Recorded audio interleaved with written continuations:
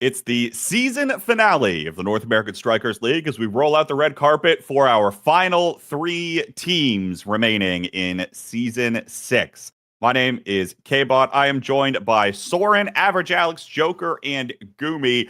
Joker, I'll turn it to you first. Obviously, this was Showtime's season theme and all rating champions, and you are here on the pre-show before championship day. Where's your thoughts at heading into the day today? And you're gonna hit it where it hurts right away, huh, man? Obviously, I was contemplating on even coming on here, because I obviously like to be playing right now. But yeah, just wasn't our season. It's really hard to, like, I always see in sports, like, people who win championships. Obviously, this is like a niche little scene, but just to compare, like, they always say it's really hard to repeat winning rather than like winning the first time. And like, I could fully understand it now. It's a lot of things have to align for you to like get the glory, but it didn't work out this time. And hey, now I'm here. I'm down to come and like talk about it now at least. So yeah. Well, we appreciate having you, and I'm sure we'll get into your perspective, intimately familiar with the teams here. Gooby, I'll go to you. Speaking of people's whose season it wasn't, Demons Raw didn't quite have the chance to make it to today, but nonetheless, you're still here. Excited to see some former teammates play, I assume. Yeah. I mean, could we even really call this like a season? Like, this is like this is like a 0.5 season, if that really makes sense. Right. So we're sort of looking forward to the next season, and this one doesn't really count too much, but get to support some of my friends in this game today. Got the Hawaiian shirt on. Shout out Vaughn, and excited to see some good gameplay. Is it really a season of the North American Strikers League if Demons Raw doesn't go undefeated in the regular season? I'm not too sure. So we'll leave that to judge in Twitch chat. Soren, you're joining us here as well. EKC didn't quite have the day last week, but of course, I'm sure you're excited as well to watch the games today. Yeah, like Gimmy said, not a fully real season. But no, I'm excited. I'm the real download. I love all these teams. I know the amount of effort they've all put in, and I love all the players and all these teams. I'm really excited to see how these matches go today. I've heard a little bit about the prep about 2 of them already a little bit. I'm kind of curious to see the strats that come out today. I think it's going to be a really unique games. And Average Alex, you're joining us as well. It was PPL's first season in the league. You all didn't quite make it to playoffs, but even still had plenty to show for during the regular season. Where are your thoughts, actually, on your performance during the league? I don't want to talk about the first time we were actually in the league in NASL Season 1. Well, I'm not going to talk about that, Yeah. Yeah. But hey, we did better! Guys, it's okay. We didn't get last. Wonder who got last. I think there was like a bit of a tie at the lower end. Oh, okay, yeah. Oh. So, yeah, but if it was a fake season, we need to stop coping. Why aren't we up there? Come on now. All right. If it was a fake season, it should have been easy. Well, fake or not, we've got 3 teams playing today here. And we also have a full all-pro ballot that we didn't quite get the chance to talk about last week, so we'll go ahead and do that now.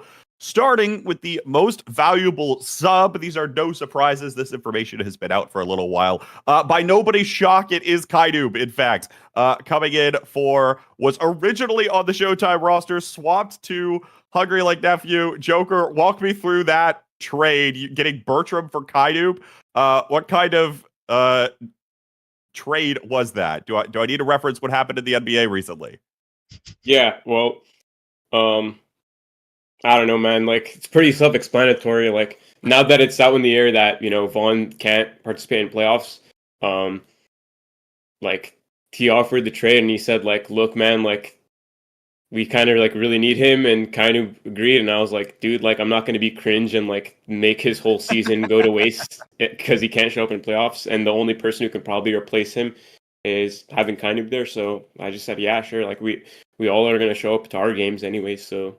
And we made it to winner's side on our side as well. So of course, giving us 2 series wins contributing. So, and then contributing games for them as well. Definitely deserve the award. And yeah, like, there you go. That kind of just explains it. Like, it wasn't a big deal for us to give him away. Well, it ended up kind of being a big deal because the meta kind of shifted and he really could have been useful for us still. But we still ended up in winner's side. and we showed up to playoffs with full roster and just didn't work out for us. And Hug probably would have performed the same way if Vaughn was in and Kainub wasn't. So it all like just played out how it probably would have anyway. Soren, obviously, this is a player who has been considered probably the best in the game for some time now. What is it like playing against this guy? Why is he so difficult to beat? I don't know. I'll be real. Most of the Demons players, minus Gumi, who is kind of a little bit of a freak, they don't do like really, really flashy stuff, but like they're really consistent with hitting their abilities to the point where it's like the most frustrating thing ever. Kainub doesn't go for really stupid stuff. He literally just sits there and waits for you to like try to do anything relatively risky and punishes you on it. He also has probably the best like ability hit confirms in the entire game, to the point where during our set last week, I was like low-key crashing out. I think I don't know if we have any casters on the booth, but this guy hit like a primary into like a secondary that hit me in a completely different direction off stage to win the app game, and I was just yelling in VC at my team, bro. And I'm like, bro, there's no fucking way. Oh, that's my one. Whoa! That's my one. Find him. All right. So obviously, Kainub, no real surprise coming in to the league, even without a starting slot, still gets awards and recognitions. But obviously, without Kainub playing for a vast majority of the season, that leaves a lot of the open All-Pro voting kind of up in the air. And as we look at the first All-Pro team here, we had that was the NASL team, I take it, and not the NASL team. So we'll pull that up. There. We're getting there. We just got to flip through the cards in the back to figure out which one to flash up. In any event, the first All-Pro team for the North American Strikers League was Vaughn, Shionzu, and Leo Leon. Now, funnily enough, neither of Shionzu and Leo Leon have made it on an All-Pro team in the North American Strikers League. Obviously, despite Leo having been here for ages and Shionzu having multiple praises sung. Alex, finally getting the chance to play against all of these players. What made specifically Shionzu and Leo's performance this season impactful? Well, Shionzu, I'm surprised didn't get it last season, so I'm very happy to see him get it this time. I think he really deserved it. It was a long time coming, and just a very consistent player. There's very rarely any times where I'm like, man, this Shionzu guy's playing horrid. And as for Leo, I mean, he really turned up this season. He looked so good. First couple weeks of RTF looked rough, and that guy he's a bit of a mastermind. I think he really pulled it all together. He wasn't afraid to voice his opinions, and I think he definitely deserved it. He pulled that team together. So, Gumi, kind of as someone else who's been in the league for so long, Leo always finds a way to make it back. Doesn't matter what team he's on. Do you feel like there's any other sorts of leadership qualities or intangible things that Leo can bring to the table for the team, in addition to his performance in the game? Yeah, I mean, outside of him being a beast, it's honestly shocking that he's never been on an All-Pro team before. That is, like, crazy. That blew my mind when I heard it. Like, that guy's been a beast for so long. But outside of his gameplay, he's, like, so fun to play with. Like, he's never, like, toxic at all when you're on his team. And the vibes are always good. He's a big vibe guy. Like, if you're on a team with Leo, the vibes are always going to be immaculate. So, like, huge shout-outs to him. Like, as you said, he always makes it back, so...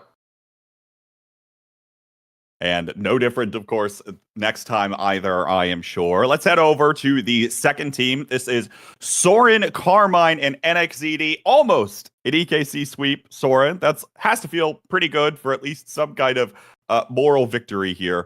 How did you feel about your performance in the league overall? Obviously, your peers commended you for it. I mean, yeah, it was kind of an ongoing bit the past season and a half. Like, remembering your All-Pro ballots, I'm glad it stuck in people's heads a little bit. But on the down low, like the real, this probably is the season I put the most like effort, minus one game we do not talk about.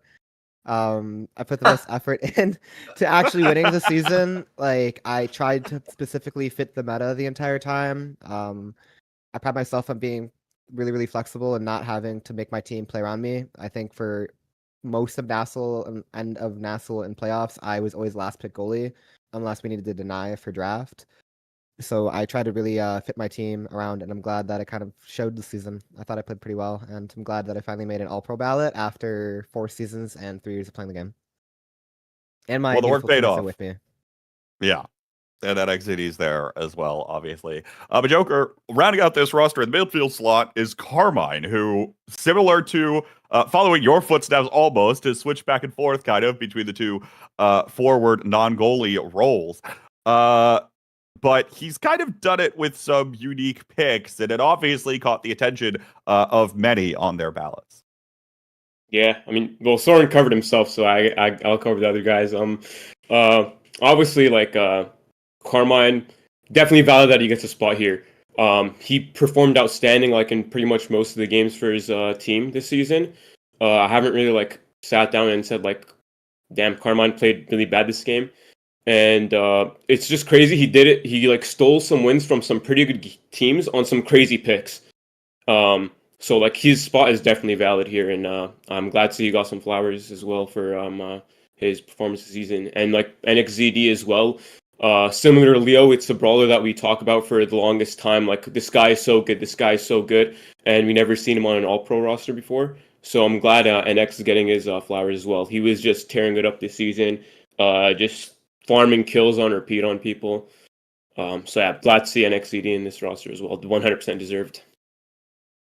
Do want to call out Juliet particularly strong in the league, according to the stats, and maybe we'll go into that another time. But obviously, the second that that striker gets picked, you could expect that Juliet to be barreling for you. Now, the third team for the league this season, Muffin Koei, Kainoob makes it, along with Scyther.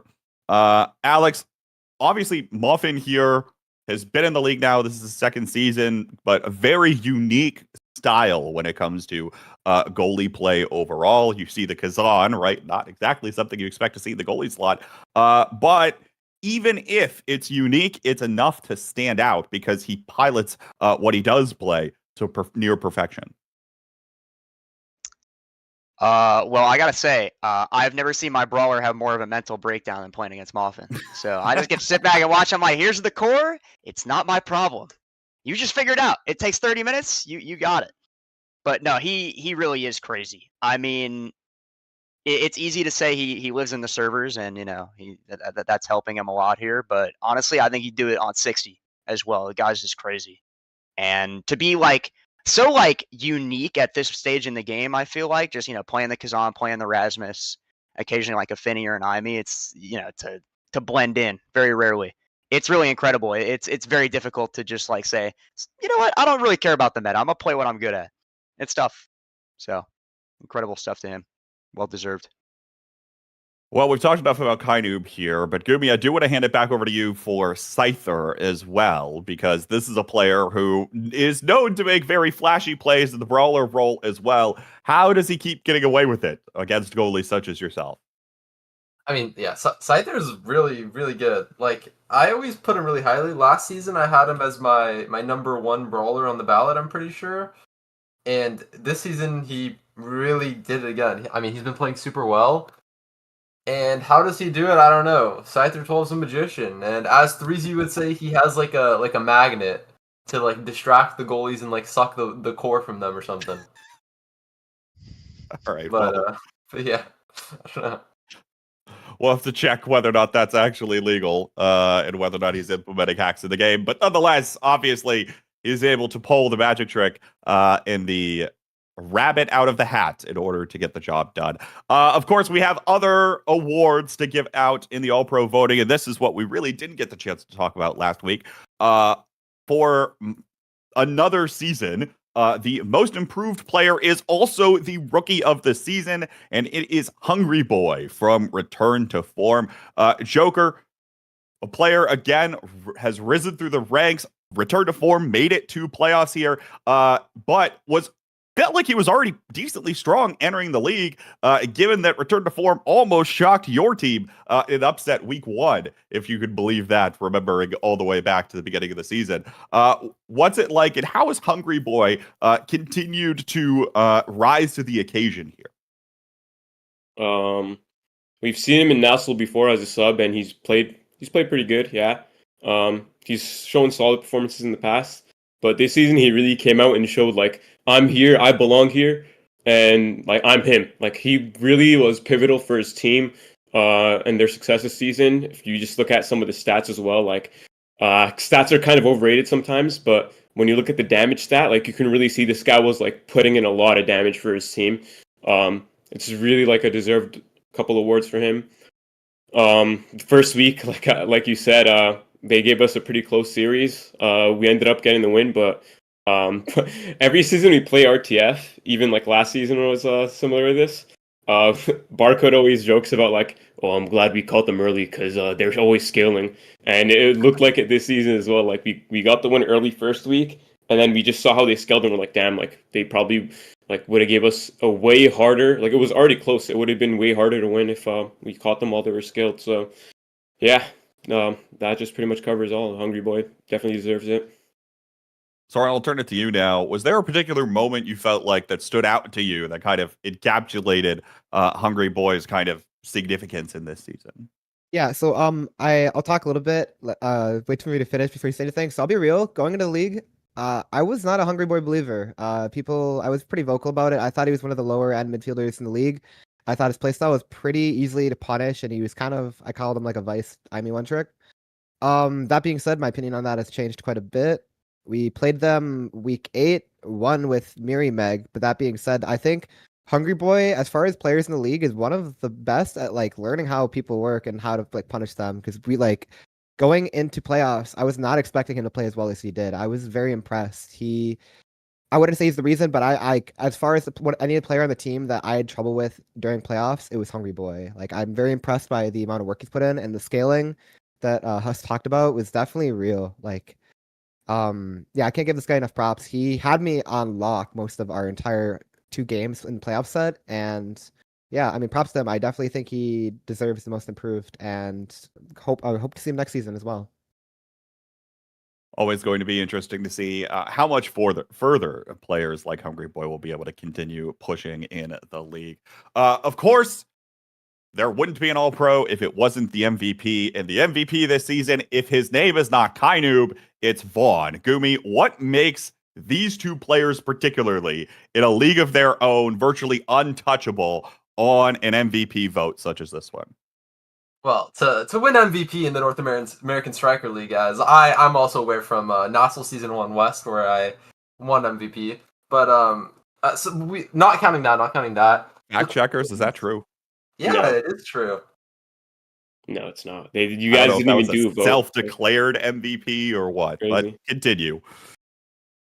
Yeah, so the qualities that a fella needs to win MVP in the North American Striker League is you need a lot of pizzazz, you need a lot of charisma, you need a lot of game sense, right?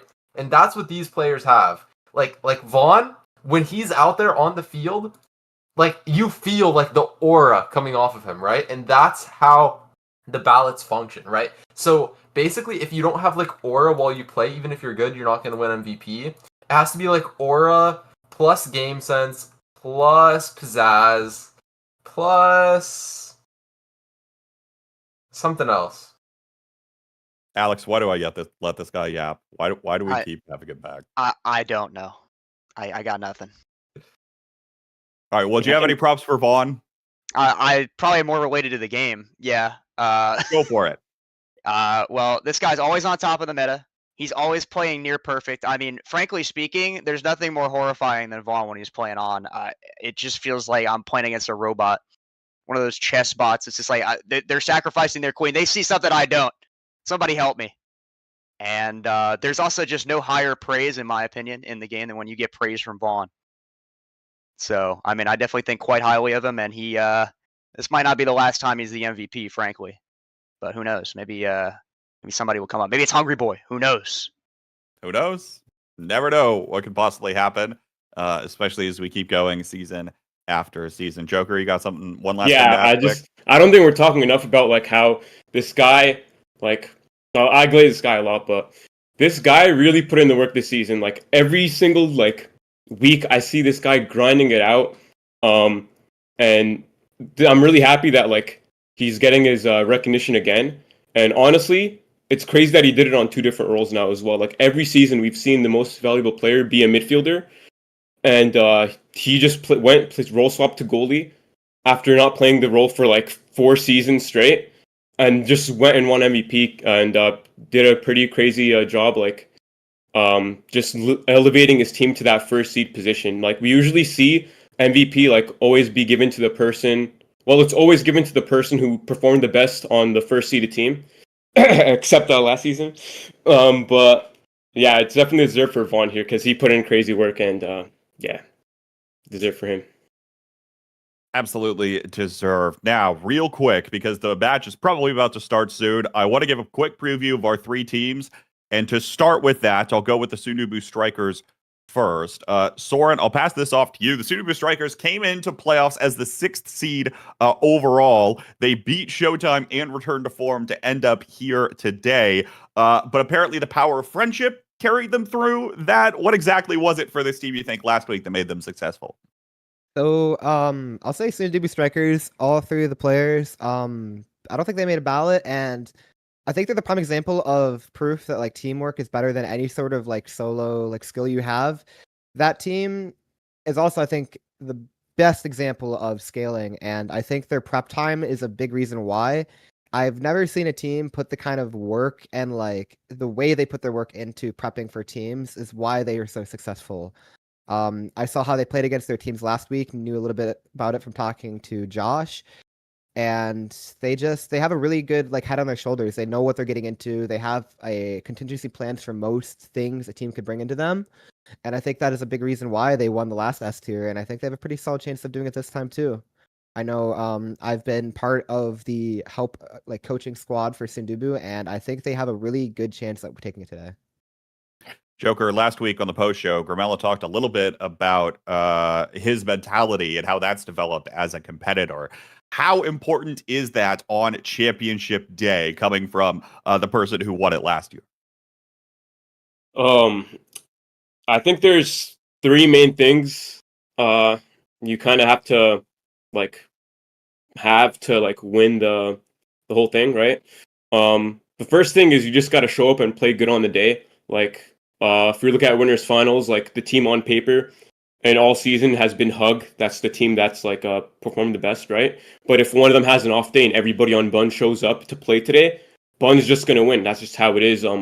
Whoever just shows up on the day will win. So that's the first thing. The second thing is kind of like what Soren explained. Like you gotta prep well into it. You gotta do your study, your notes, your meta reads on pick ban, like what the other team typically plays, what you got to take away from them, stuff like that. That's really important to prep for. And the third thing is probably like the mentality, like you asked me about. So and somebody like Grimella, who's waiting in losers finals right now, instead of saying to himself like, "Damn, like I don't know if you can do this. Like we got to win 3 whole series in a row or three whole best of threes in a row." Instead of like being like that, he could be like, "Well, we've seen Sad Boys in season 3 come from 6th seed and make it all the way, get a reset, and win the whole championship, right?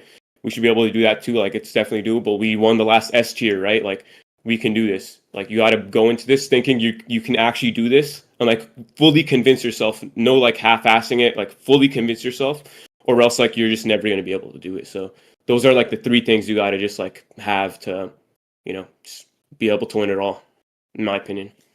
Some might say that they will go on and they'll have to keep pounding in order to do just that. Yep. But before we get into our first series of the day, we'll go through predictions real quick. We haven't gotten the chance to talk about Hungry Like Nephew or the Bun Bun Bonanza fully as a team, but as you give your prediction, feel free to do so. Gumi, I'll start with you since you feel like you're the most tired and about to go take another nap right after this. I mean, it's the crack of dawn on the West Coast, K-Bot. I hope you can understand. It's quite early over here. Sometimes noon is good morning. Yeah. As far as the series go, I'm honestly like, I need these teams to prove that Hungry Like Nephew is not going 6-0 today, because I'm not fully convinced that we aren't going to be in and out of here in like 2 hours.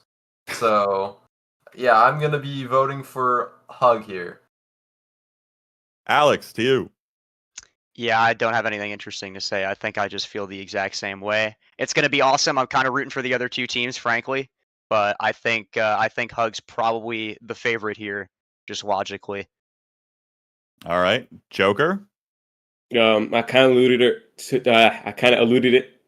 Holy, I can't talk. I kind of alluded to it earlier when I was doing my little explanation, but on paper, yeah, Hug has been the stronger roster this season, and I don't see a world where well, I can see them like I could see Bun winning, of course. Like it's never a surprise on playoffs, but long story short, yeah, I'm going with Hug. I think they're going to show up today. Soren, we gonna make it a Hug sweep and give the Bun Bun Bonanza the underrun buff or what? That'd be dangerous, but I don't know. I think there's a bit of this is a very volatile matchup. I think Bun, if they are able to figure out how to defend against this roster, could definitely take it because their playstyle when they get the core going on the other side of the field is really oppressive and really hard to deal with. Scyther getting that core in his hands versus Caleb, it's a lot of danger for that team. So I think it is going to be a lot of can Bun learn how to fight against this or play against this Hug roster who isn't as well prepped coordination wise, but the players all mechanically just outscale. If Bun can figure that out, I think that Bun could just run away with it and we'd be like really surprised. But that being said, I don't know if they could do it. Kainu, Bells, that forward duo is to me probably the scariest in game to play against. Sorry, Huss. So we'll have to see how that goes, but I'm gonna have to give it to Hug at this moment. We'll have to see how Bun does. All right, under Bun buff it is for the Bun Bun Bonanza. We'll see if they can pull it off against the proposed favorites to win this season of the North American Strikers League. Folks, don't go anywhere. It's Hungry Like Nephew and Bun Bun Bonanza to kick off Championship Day of Season 6.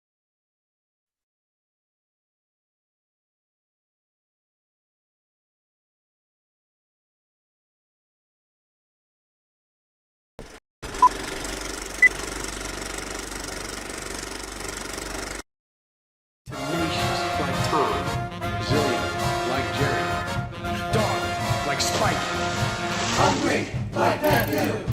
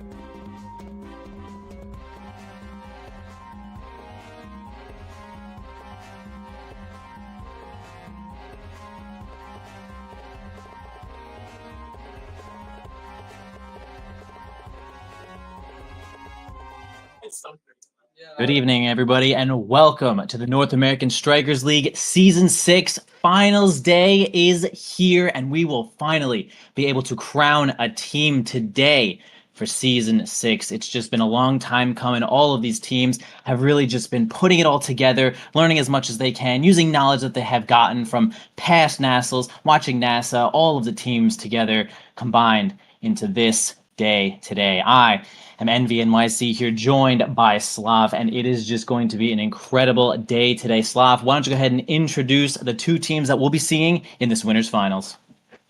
Well, we'll be seeing Hungry Like Nephew against Bun Bun Bonanza, the top two teams right throughout the regular season. Both teams having had a great showing in their winner starting bracket as well. They got their victories, they deserved their spot in this winner finals, and now they're going to go head to head against each other to determine who's going to go directly into Grands and who's going to have to try to get by the Sunduba Strikers in the lower bracket. And looking at the map, so we have AppLab, Amy's App, Night Market. We could be seeing a bit of KO going into this one for certain, and I feel like both of these teams do enjoy that quite a bit.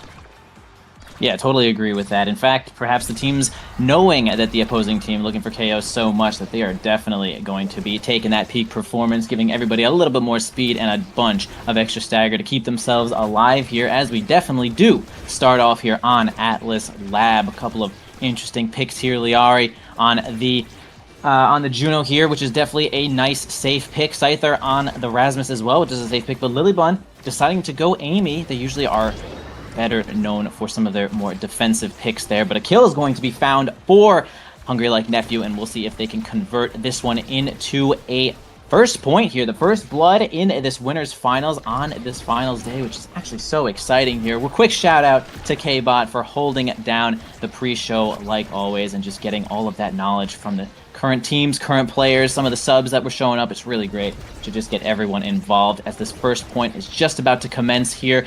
Bells can just land this one site. There's got a center stage shot here against Y'all. Is going to hold the line, but actually Kainu gets involved, but Liari is going to back up Scyther for that first point. Bun Bun Bonanza, the winners finals here. Bun Bun Bonanza going to take that first point, and this could be...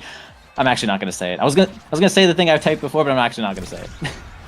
I mean, yeah, and I mean, you can see it in both of these teams playing, by the way, because it's a high-stakes game. You want to be taking this victory, because going into Grand Finals with the advantage as well that you don't have to reset the bracket, you just need to win once and it's done. That is so valuable, and you can see it in the way that they're playing it out. They're kind of feeling each other out, right? The play is still decently slow. It's not escalating too much. They're just being very calculated with how they're approaching each attack and each defense. You saw that as well with the flip from Scyther beforehand, right? Waiting it out, seeing how does Yal and Kainu, how did they try to defend that situation? And getting that kind of info out of your opponent and then adjusting yourselves during the series is going to be so important. As we see again, both sides kind of building attacks, but it's not like a situation where everyone's just kind of throwing everything in the kitchen sink at the wall and just hope that it'll work.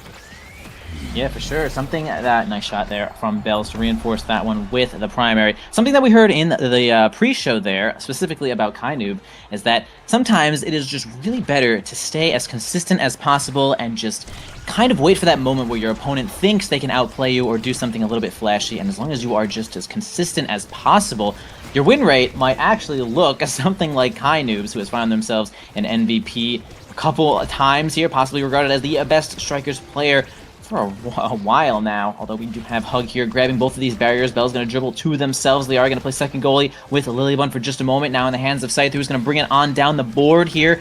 Kainoob, it's going to be tough to get past Y'all nicely with that strike shot. He's going to clear the ball, and Bells actually gets a tap of that primary with the dash punch. It's going to get it on through their Hug 2-1 right now, and just want to bring up that consistency might just be enough to get through some of the flashy play that we see from some other players. Yeah, most definitely. And you can see that consistency come into play already now, right? Because with a peak performance start and both these team comps that have been chosen, we are looking to kind of control the core. We're looking to outplay essentially the opponent. And then consistency becomes so much more valuable because in a control-heavy game, you're playing off of enemy mistakes. If you don't make mistakes, they just don't have openings to be attacking through. And you can see that very much well already from Kainoob and Bells. So just holding it down properly, KO up in the back is going to do well as well. But Bun Bun not not giving up in any way, shape, or form, right? They're still attacking. The game state is still pretty even as 2 flips come out here as well. Bells does have a flip up front with the Julie. Will use it to try to get the barrier, but the turret will be there in place. It's still defended. Both teams still holding on to their barriers, and Scyther 12 is going to be close to a flip here, which is probably the best look for Bonbon to try to take this barrier off of Yao.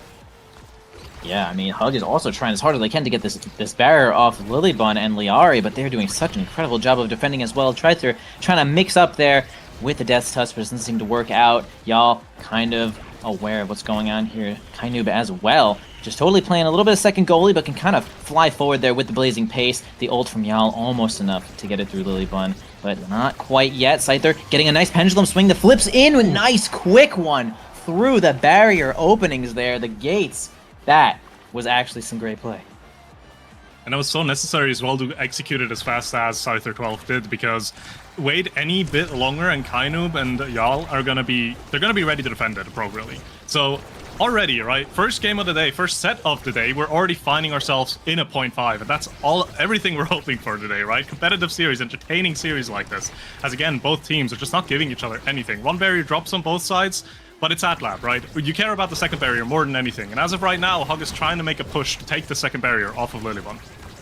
Yeah, I love that Yal's moving up so hard there. Getting those Estelle abilities is just such great, like, pressure to be applied just from nowhere. And Yal also just has a flip as well if they want to move as far as possibly. And they're going to have a tough time against the blobs. Yeah, I think Juno does a pretty solid job against Estelle goalie. I mean, Juno doing well against some of the ranged goalies in general. So you just need a couple of extra strikes to get it through. Nice weight there from Lilybun is not going to get foiled by the barrage just yet. Liari trying to kind of duel Yal there, but not going to work out just yet. Going to actually peel over to Scyther. Kainoob's going to take the ball onto the bottom side. Going to get flipped from that barrage. Now Lilybun's going to have a tough time center stage here. Yeah, that is just the ideal spot you want to be if, you know, you're the forward with flip. They got open goal. You want to place yourself right in the center there. Most goalies are not going to be able to cover nearly as much as they need to, as it's going to be Kainoob. Big surprise there. Current MVP of this set, and they'll be able to choose their first awakening.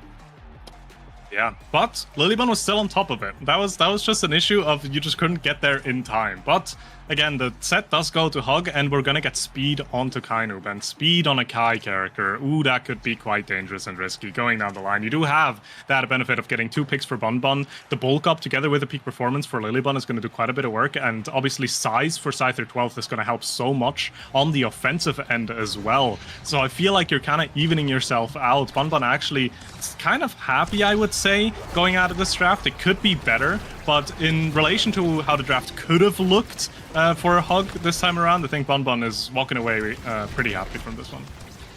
Oh yeah, I definitely agree with that. I feel like the utility that Bun got there probably outclasses just a little bit of what Hug was able to get. I'm not really high valuing Yal's stinger there, but that is until the kills are made. But man, a nice pass right over to Bells and a strike to the bottom side is going to be just enough to get that one in pretty handily. I didn't feel much sweat coming from Hug that time. They kind of just had the God positioning there, and that's why they're here. Honestly, in winner's side here, that is just why they're there. Their positioning as a team is just so good from all 3 players.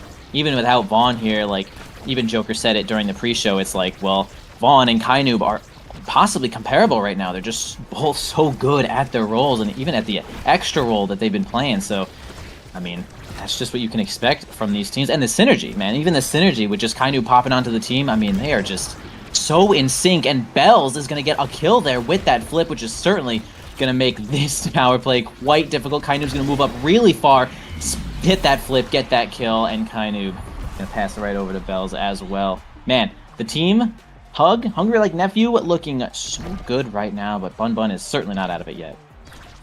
Yeah, they're playing so well synergized, and it's helping them a lot because Yal is playing a very aggressive line, right? And that helps them so much because if you have something like an Amy and a Juno, you're trying to play in the enemy half as much as possible. You're trying to apply as much pressure as possible and cannot never find yourself on the defensive end because in a straight defensive situation, you don't have the best tools to deal with it. But Bells, Kainoob, and Yal just do such a good job walking up, even Yal here, right? Just over the midfield line, just getting the strikes in. They're just doing such a good job at creating pressure and not giving them any kind of setup, making it incredibly difficult for Bonbon to play to their team comp's strengths. And you can see that with the result from this set so far, right? With Hog having two goals to none on Bonbon, and that's just comes down to game plan execution, that Hog currently has a better time doing so.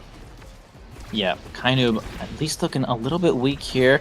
Bonbon might be able to find themselves this barrier with this, okay? Kind of getting Scyther out of the play there, but not enough yet to get that barrier. Now the pressure being put on Lilybun, gonna have to flip. Scyther trying to use a couple of moves to get it on through, but y'all on point when they need to be, and in fact, Kainub and Bells are gonna make enough misdirection to grab that final barrier. Scyther has a chance here, but can't get their hands on the ball once again. Lilybun gonna send it on up into the hands of Kainub, who's actually gonna foil that for just a second there, into the hands of y'all. Passing it once more over to Kainub, who's gonna try to make some headway with this flip. Possibly finds an opening to Bells, who's gonna combo there, but the ball does not seem to make its way over to Lilybun just yet. Bells is using the ult there now, but can't maintain possession either to get their hands on the flip, but a nice angle from Scyther is gonna go around the back and flip that one on, grab that barrier.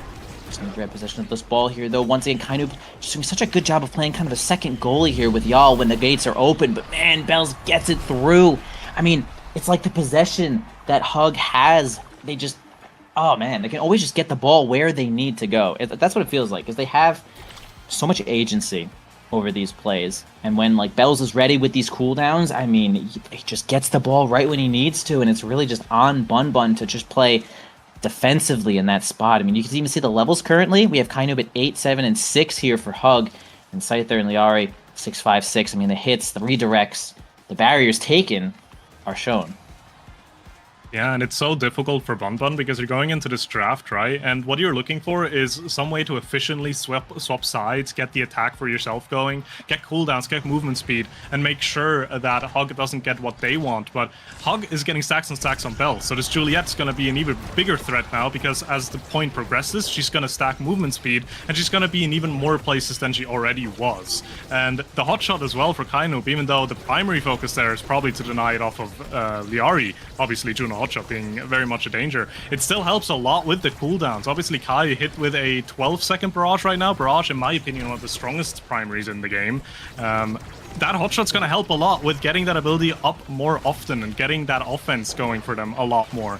So I feel like difficult draft for Bonbon, but it doesn't seem like they're bothered by it, because actually they just executed their own game plan now perfectly. The core was barely in their own defensive half, and they just kind of kept the attack going, and eventually Yal wasn't able to hold on anymore. True. I also like the awakenings that Bonbon has even this draft too. Liari getting second spark. I think Scyther will do well with that twin drive, and Lilybun just getting even more speed to combo with those momentum boots. Once again, a kill possibly taken from Bells there. I was definitely looking at the awakenings from that dash punch. It's going to make this power play quite difficult, as Lilybun is nowhere to be found, although Liari is working on a flip here, though. Bells trying to get really involved, and they do. And I love the weight here from Lilybun, and in fact, it's going to keep them alive too with that sentry turret.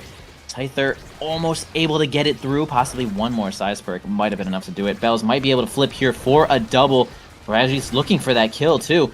Spends the flip just defensively after getting knocked around just a little bit there. A flip from Kainub is going to be enough to take the last barrier. Y'all might want to use theirs to grab this goal as well. Splits the board here. Liari ends up taking out the drone there from Bells. And now it's Y'all against Scyther for a moment. Actually wins out against Scyther there. Bells can't maintain possession of the ball. Scyther now has it, but hit the ball a little bit too hard out of their own flip range and lost possession there. Overtime rolling over, and now see who can get this last point.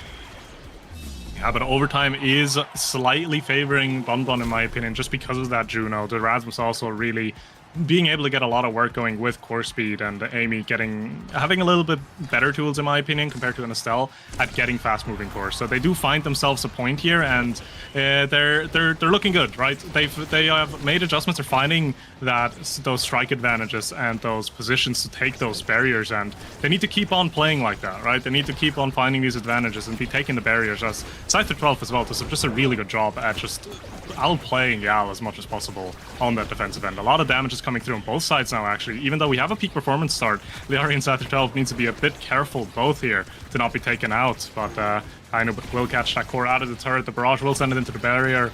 Lilybun, not really anything she can do about that one, as Liari is trying to get the bottom barrier out here, but Yal still great strikes to stop that, not allowing any barrier to drop. I cursed it, one is down, but still you need to take the second one, and Hug is hunting for this goal.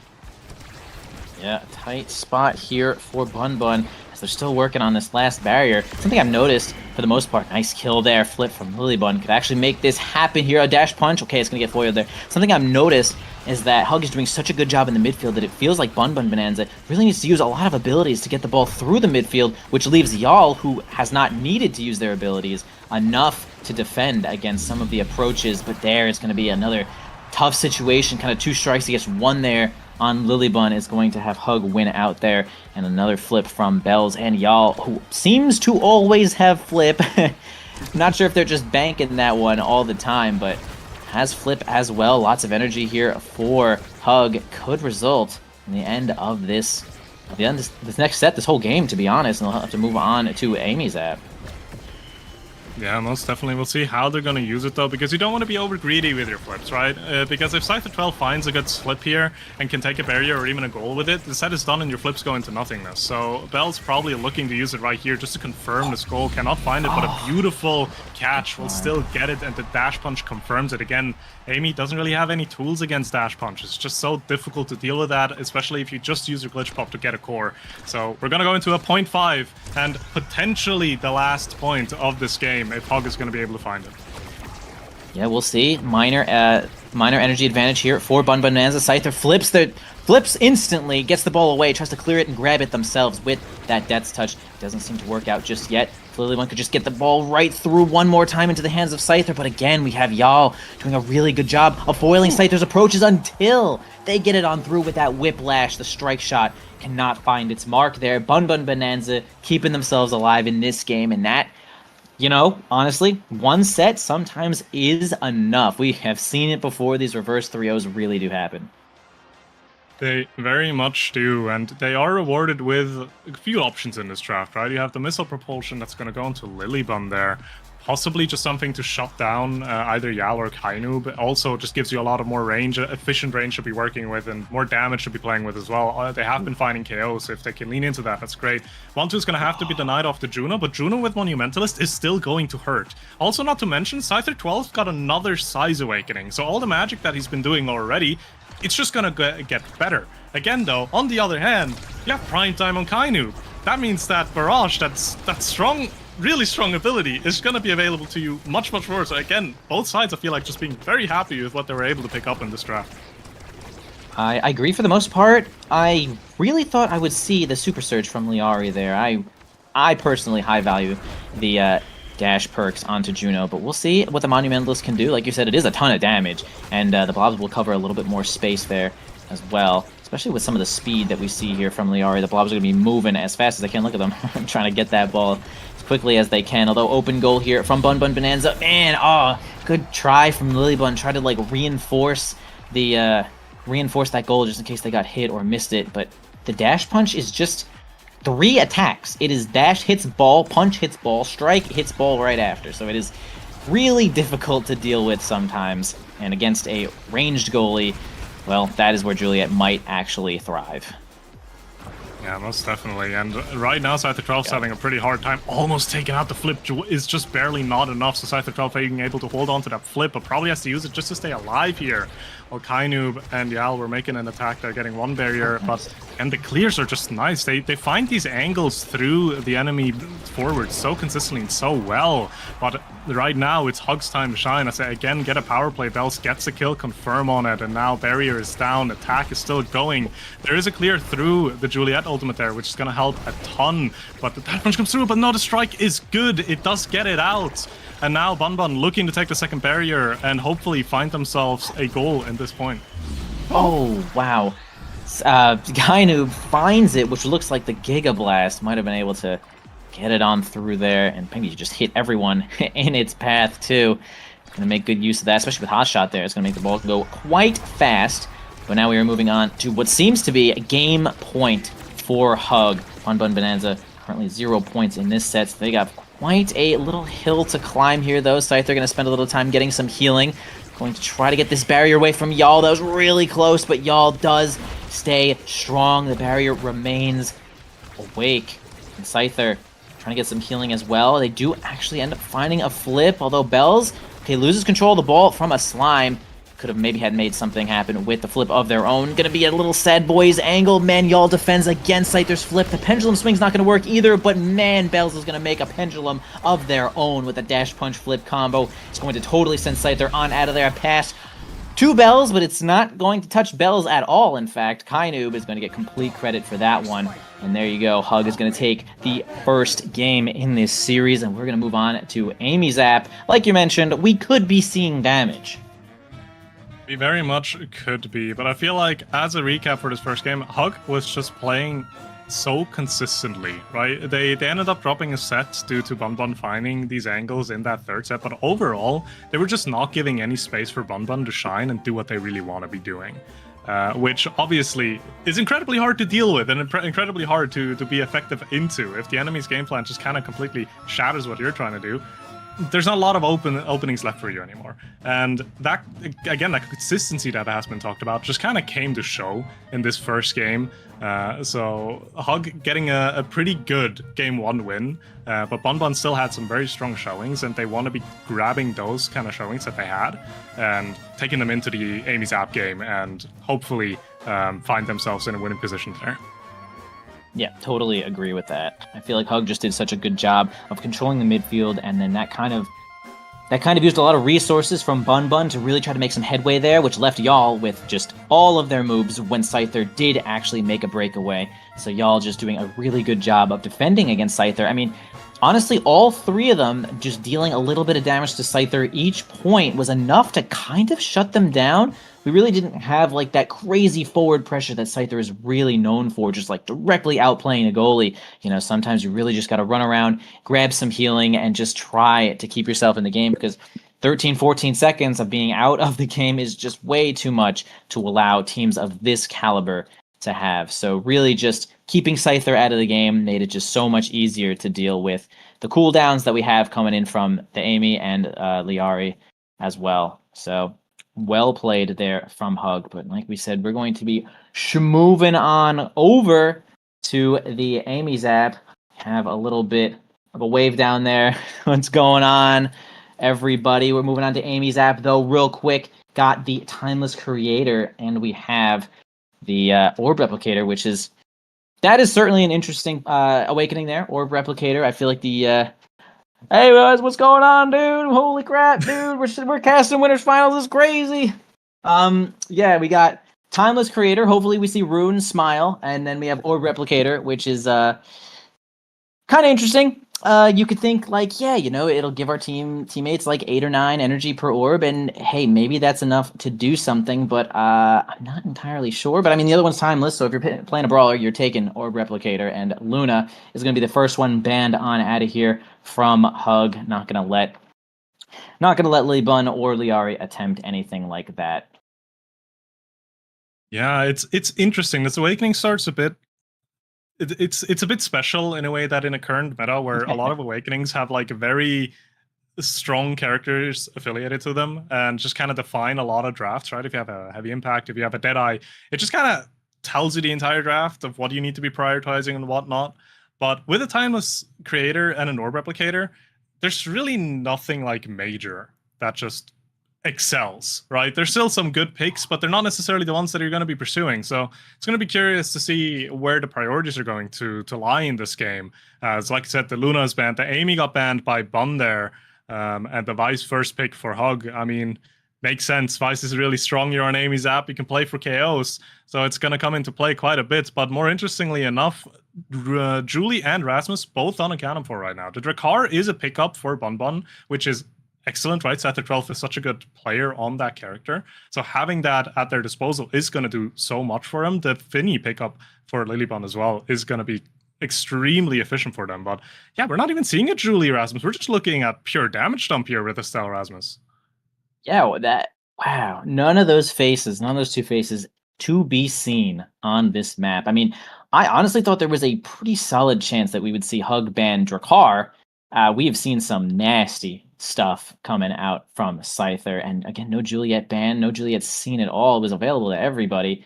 And Rasmus, I mean, I could see Scyther picking Drakkar over Rasmus. So that isn't too much of a surprise to me, but we do not have Rasmus showing up for Hug at all. Everyone's being pretty cool. We're all just being pretty cool on this map. No Rasmus, no Julie, we're chilling. No Asher, that character barely even exists to begin with. But these are our characters for now. We're going to have Lilybun jumping onto the Finny, Drakkar most likely on Scyther, Liari, of course, on the Juno. And then for Hug, we're going to go with Belzintaro. Is it going to be Y'all on Estelle again? I'm not really sure. Do people really play Vice midfield anymore? I feel like What do you think? if someone's going to be playing it, I think Kainup can pull it out. You know, I think he's done it before already as well. So it's definitely possible that it's just going to come down into kind of a preference. I feel like Estelle in net would arguably even be better on a map like Amy's app. But another thing you said, like, I don't think we're being necessarily nice by not picking Rasmus and Julie. Mainly just because instead of shoving someone over the edge, we're now just making sure they can't walk anymore, and then we're shoving them off the edge. Because we're still damage jumping. We're still very much just taking out the enemy with both of these team comps. Because again, you have a Finny, right? Finny debuff is crazy. So, and Juno doing a lot of passive damage as well. So, interesting to see how both teams will be playing it out. Yes, indeed. We shall see. We'll see how much damage we'll be taking here, though. I mean, it really is just a Drakkar soloing the whole game. What the? Drakkar soloing the whole game by themselves. And we have seen it happen before, which is why I thought we might actually end up seeing a ban on Drakkar, but no problem there. Gosh, there is a lot of damage in this game. I mean, Amy's app is just one of those maps, right? It's just everyone's just trying to kill each other. There's too many spaces that you just get to die when you are completely staggered. So a few creation characters here, but we'll probably see a whole bunch of orb replication. And that actually, I mean, if everyone takes orb rep, that's a surprising amount of energy for the whole team. We can see that Hug completely covered in orb replicators here, and only Lilybun has the timeless. And that is just going to be a lot of extra energy and healing for the team. Honestly, if you are staggered and you grab an orb, that'll definitely heal your team quite nicely, as we're going to start on the board here, though. No kills yet, man. I sure thought Scyther would be able to get a kill already, but they do get a barrier to start on out with here. Lilybun against Bells here. Going to pass it on up to Liari, and Kainoob's getting involved. And it's actually Vice goalie. Where's Vaughn? You're fired. Vice goalie. I win. Vaughn loses. MVP Lamau. Anyway, our barrier is going to go down while I am freaking out for just a second here, though. Bells is going to get the IO rush real quick there. They're going to knock it right out of the Oni blade, though. Going to get a big finish into the hands of Scyther. Kainoob is going to help to defend right here with Kainoob. And y'all going to actually load up this Supernova. It's going to be eaten directly by the Molten Bolt from Scyther. My dude's got his scope right on there. And first point over to Bun Bun Bonanza. We're in. Yeah, and a strong point as well, although you do see a little bit the difference in these orbs already, because almost the entirety of Hug has a flip available now, right? That could be by that orb replicator but getting these orb pickups, or it could also just be generally, maybe they didn't have to evade as much. But I feel like in a game like this, both sides are going to be putting a lot of value on having these evades available, because otherwise you're going to be taken out like Bells just did. So Bun Bun now, again, on the attack, looking to take this barrier, cannot find it. The clear from Yal is good. And Scyther 12 almost does something, but no! The flip excellently found by Yal there. Gets it out. Scyther 12 not able to respond, and Lilybun doesn't have the abilities to react. It evens out the points. Yeah, that's actually an interesting thing about Finny, right? She is kind of similar to Amy and Luna, right? Where she's having such a good time of like kind of spamming the moves and dealing a lot of damage from really long range, kind of from the goalpost. But then right when it comes to defending, you notice that you've just used your primary to deal a bunch of damage to people, and there is just nothing left for you to defend with, even with like the triple take, right? Because you're just trying to help your team do a ton of damage. Although we do have some abilities here. Flip from Liari is going to save Lilybun. Scyther on the front lines can almost maintain control of the ball here, though. Really great angle from Scyther to get it right around Yal and Kainoob. But he's going to move up here and try to get this flip. Actually doesn't get the strike in there, trying to just get a little bit better positioning before they can load up that flip. A Supernova comes in, and Liari says, dude, you want to pop that one? You are going to die. And as the prophecy has foretold, Liari, the queen of this point, 2-1 for Bun Bun. Yeah, sometimes even at the highest level of Omega Strikers, you have some of these funny points because they're just part of it, right? But we'll see. It is going to be Bunbun in the point advantage now, and they'd love to see that with Cypher 12 using the flip there as well. They cannot get the barrier off of Hug, but again, they're doing a lot of damage to them. Bell's down to half HP, has a flip, so has to decide whether he's just going to continue eating damage or whether he's going to have to use the flip for survivability. Will use it for the barrier. That puts Hug in an advantage for this point at least. But Cypher 12 with the shotgun, this Ricard just being so lethal in close range, gets a barrier, almost gets a goal, flip forced by Yal. And now Liari with the Blobos. Excellent interactions there. Kind of not much you can do about it, as Bunbun is going to be taking the first set of game 2. Yeah, a lot of control there from Bunbun. You can see right at the end, Liari gave herself advantage with that secondary to make sure that they were getting that one in there. That was really great work. And well-deserved point here, or well-deserved first pick here for Liari. It can be a couple of different things. Extra special would be nice. 1-2 punch Juno. Okay, we're going to go for the extra special, which gives them a lot more utility. Just placing a bunch of Junos all over the board, which is quite good in general. We'll see a 1-2 punch here from Scyther, and now the kills could actually be happening as we have a little 20% harder on this primary. Nothing else too crazy going on by here. Kainu midfield getting stacks on stacks could be a big deal. Estelle's quite good at stacking stacks. They are definitely able to get a lot of hits here and there, so that will be definitely a big thing for Kainu. Like we always say, speed is possibly the best stat in the game, has always been and might remain that way. And we'll be seeing it here in just a few seconds as these stacks are going in. The Supernova is going to be kind of interesting, as y'all is going to hold it for just a moment too long, and it's going to go right on past. They're going to take their own barriers. They're going to fight from the top lane. Liari looking a little bit weak. Y'all kind of whiffs the primary there and has nothing left, although Scyther from the backside gets a kill. Liari rewarded, or awarded with that kill there, and it's going to be a point, too, here from Bunbun. I mean, they just kind of cleaned house there. Yeah, an almost immediate, like, double power play there, with Liari finding the KO and Scyther 12 with that 1-2 punch being so lethal around edges as well. The flip now coming out from Kainu, but doesn't find the barrier, actually. And Kainu, no evades, no HP bars. He cannot get himself involved in any way, shape, or form, because if he does, he's likely going to die. So the barrier will drop here. Liari and Scyther 12 just being so clinical up front, making it so difficult for Yal to defend it properly. As, again, the attack is building. Lilybond's card trick there, unfortunately, sending it the wrong way, but, like, that's a 1-2 punch. That's the efficiency of it. Scyther 12 just shows us why it's such a strong awakening, especially in something like Vidrakar. It gets another power play going, and Bunbun are just in their element. Nice, dude. I mean, the big finish did not score there, but boy, did that say, hey, this is about to be a messed up moment for you two. Try to defend against this. Kind of like a situation where you have a character, you have somebody ult, like you have Zentaro ulting, the Oni Blade stops the ball, and then a teammate hits it out of it, and you're like, bro, there's just no way to play around that. So really tough point there. Gonna be rewarded here, Bunbun Bonanza, although they're gonna lose a barrier. A flip from Yal is gonna secure that one quite quickly, as Bells is helping with a whole lot of misdirection there.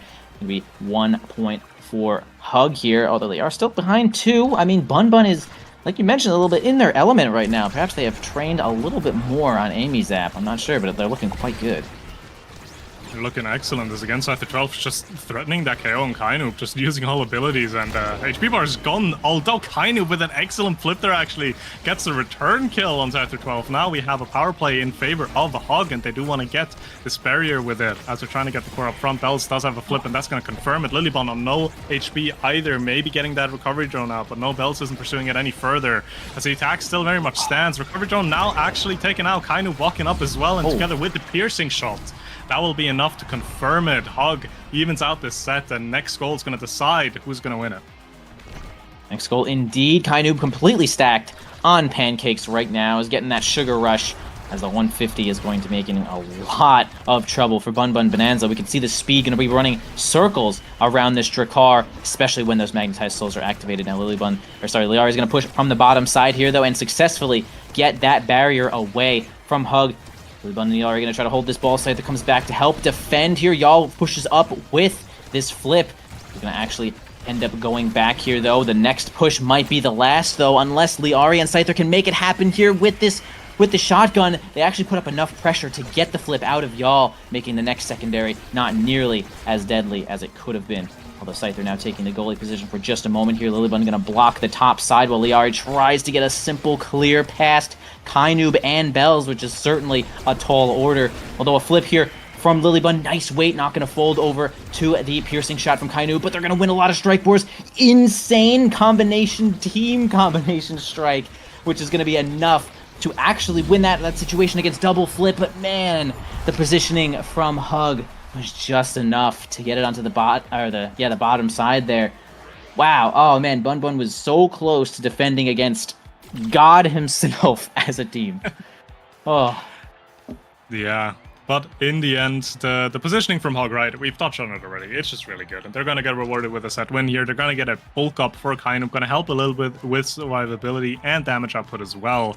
Because Bun Bun has been a bit more consistent in the finding those KOs. Twin Drive, a great pickup for Lilybun, but so is Adrenaline Rush for Yal. If they can get KOs on this Vice, it's going to be a bit difficult to be dealing with it. The Spark of Strength seems a bit more inconsequential as the Dash Awakening finds its way onto Bells as well. Obviously, Super Surge already went last round. Only Explosive Entrance is still in the pool, but just getting the aerials to make sure you have that mobility is worth it enough for the Zentaro and can be making quite a difference. Yeah, I do enjoy the Awakenings there. Hug has taken, I certainly do think that taking aerials even a little early on Drakkar is like kind of good. I mean, this character becomes kind of super when you have a Dash Awakening, really get around that board and become even more okay. So, okay, we're actually going to have y'all repay the favor a little earlier, knocking the ball all around with that Supernova and going to score the goal that time in the enemy's pocket, which is going to be quite good for Hug. Kind of interesting way. But yeah, I also think the Adrenaline Rush might end up posing quite a big threat here from Bun Bun Bonanza. Unless Scyther is able to solo the game by themselves, big finish here is going to actually end up losing off to Bells, who's going to spin out that flip and get that barrier as well. Boy, it's so much easier to score a goal when the barrier is gone. A kill from Scyther, but oh, unfortunately, it's going to actually be Kainu blasting Lilybun into the grave. Recovery drone actually going to disable your character for like 3 seconds or something. So nice work from Hug to find those edge kills. Man, how much like drone is great to revive, but you were actually just not in existence for like 3 seconds while it's reviving you. So gonna take advantage of that one nicely, Hug. Yeah, it's obviously it's a bit difficult. As the primary from Bells will actually find a KO there. Now suddenly Hog in a power play while they're only 1 point away from finding themselves a third set here as well. Again, just finding these KOs being so lethal around these edges. Scyther 12 trying to get a KO on Kainu, but Kainu just smelling that from a mile away. Flip comes out and gets answered by Yal, but the attack is not slowed down. Liari together with Scyther 12 up front. They're trying to set themselves up, but they cannot find the angle just yet. As Lilybun's also walking up now, but that gets dangerous because Bells is immediately on top of her and just contesting it. The flip from Yal does go south, and the Vinny ultimate gets a core out, but no, it doesn't. Bells uses the flip, and again, so much invested from both sides, but no real result seen from either side realistically. Yes, the barrier does drop, open goals on both sides. Yeah, Bells does eventually get it with that determination. Lilybun going to clear up to the top side. Almost gets into the hands of Scyther, but Bells doing such a good job of blocking that top side. Oh. Man, nice pass from Liari into the hands of Scyther, who's going to sink that one from the flip from Lilybun. That's some good team compilation effort there, and boy, they might actually need it because it looks like Hug might have found their footing here. They're actually on their way back, actually ahead by a point as well. Lilybun and Liari are doing such a great job of defending. Scyther is actually just taking a whole lot of damage here as well. Lilybun now taking the brunt of it, but Bells too is almost knocked out. Maybe they will switch their sights onto this one for the kill. It looks like they are indeed going to try to do that with no evade up here, though Liari soloing the entire day while that is happening against Yal and Kainu. Now Scyther has a chance to get their hands on the ball. The Supernova flies out once more. She's going to defend the goal. Now it's up to Lilybun to get it away from Bells, but it does have Kainu on the backside as well. Big finish comes in. Scyther makes it happen with that flip kill, and now Yal is alone with Bells. They do have double flip. They can stall 14 seconds if they want. Let's see if they use them. Yeah, they're holding on to them, and they're probably looking to hold on to them as long as they can. No, the Yal does use one there to keep the point alive in hopes of finding a KO, which they do, and now they have a power play in their favor to try to close off the set. Bells has a flip, so if you can set him up properly, he will be using that and take that barrier. But Lilybun, again, just such an offensive line there, will get taken advantage of with the piercing shot, though, as the flip comes out from Bells. Does not find the target, and the power play again for Bun Bun, but no, the Rose Warp will be enough. Kainu finds the goal and the Hug in a 2-1 lead in this game. Damn, consider your roses warped, is what I would say at that point. Kainu finding exactly the position and the angle needed to get that one in there, and going to take the first Awakening in this next draft, man. They are ahead by 1 now. Lilybun, Liari, and Scyther are going to have to work a little bit harder here. Going to grab that missile prop, increase the range of both of those moves, Rose Warp and Crystal Thorns as well. Team player, kind of an alternate win condition in my opinion here from Bun Bun Bonanza, could make things happen, although y'all pretty happy to grab specialized training as Vice just kind of does her thing, gets on in there and blasts a supernova, and you are going to become a supernova at that point with specialized training. I mean, I felt like things were kind of ball control for a while, but these last few awakenings have really spelt damage for the side of Hug, and I hope we'll see a close game here for the rest of it from Bun Bun Bonanza. Yeah, most definitely. Both sides just have continued to scale, and they're just getting more and more damage. Hug being in a bit of a better position there, but in reality, you still have a Drakkar with 2 sparks, one of them being strength, one being agility, and a 1-2 punch. Scyther 12 gets a KO, and excellent execution from Lilybun and Liari will get themselves a point there. And another thing to think about, if Bun Bun finds themselves this set win and we're going to a set 5, I don't believe we've seen all sparks yet. So there's a very realistic chance that Scyther 12 finds himself a 3rd spark. And if that's a leadership or a focus spark, I feel like it's gonna be very difficult to deal with for the side of Bun. So it's in their best interest to try to close out this game before they can find themselves in another set. But obviously Bun Bun has something to say about it because they're just on the attack again and almost just finding the goal, even though it's defended for now. We'll have to see for how long because they're really not letting up in any way, shape, or form here. Yeah, we can see the pressure building on here. Lilybun going to move up and try to help out with this triple take. Spends the big finish. Liari flying on in there. You can see the double jump with the fling being like, yo, it's time. The explosive entrance helping out with a little bit of distance there, and that was exactly the right time to jump in there, getting that point. And now they are up 2 in this set here, though. Could possibly make this one a game 5, although Bells might have something to say about that. 1 strike away from getting their flip. Y'all has theirs as well. Gonna be a tough spot here for Lilybun against Bells, although we do have Scyther and Liari both coming back to make sure that this defense holds. Great strike from Scyther there. Is gonna get it straight through Y'all, although now the pressure is about to build. Y'all could move up, but actually feeling a little bit of pressure is going to move back here. Trying to get the ball into the hands of Bells. Liari gonna reinforce their strike with that primary, and Scyther gets on in there with that shotgun, makes it happen. Bun Bun bringing this to a set 5. They're trying to hold on. Hug has the first game, but this is winner's side of, or this is winner's finals. I mean, there hasn't been many more finals than this winner's or something. Anyway, Sloth, tell me about this draft.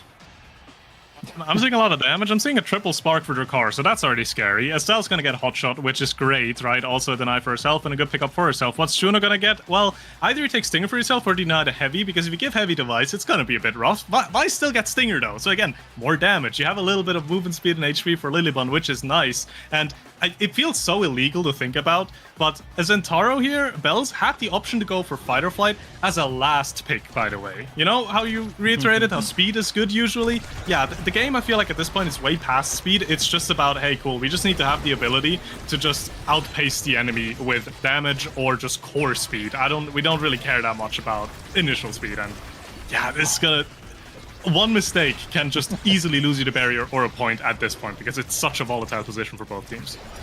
Yeah, I mean, especially position, you want to talk about position, Liari and Lilybun and Scyther were kind of both hanging on the edge there, could have find themselves killed, but a tough spot there is going to actually work out in their favor. They grab that barrier, Scyther finds the kill, possibly with this 1-2 punch working a little bit overtime. Liari and Lilybun going to switch positions for just a moment. Lilybun going to try to move up with this flip and make things just as awkward as physically possible. Flip coming out from Kainoof to hold that line. Y'all comes back just in time here, though. Bells has their flip too. Scyther going to play defense for just a moment, grab some healing, make sure that Lilybun can have a good position to get this flip. Liari also just constantly trying to get through. The big finish is going to make things awkward even for Bun Bun there. Scyther tries to get a kill onto Bells, not going to work out, although Liari is kind of losing a lot of health here. The triple goalie defense from Hug is actually going to keep this point alive. Bells can't maintain control of the ball with that flip. Really tough spot. Scyther's going to try to dribble it to themselves, lose control of the ball. Flip from Lilybun. Kind of insane point. Liari flies in with the friend... Wait, Blobbo bounce, I think, whatever. Explosive entrance also working overtime, and Liari is going to secure that point, and they need this game to go to the next game.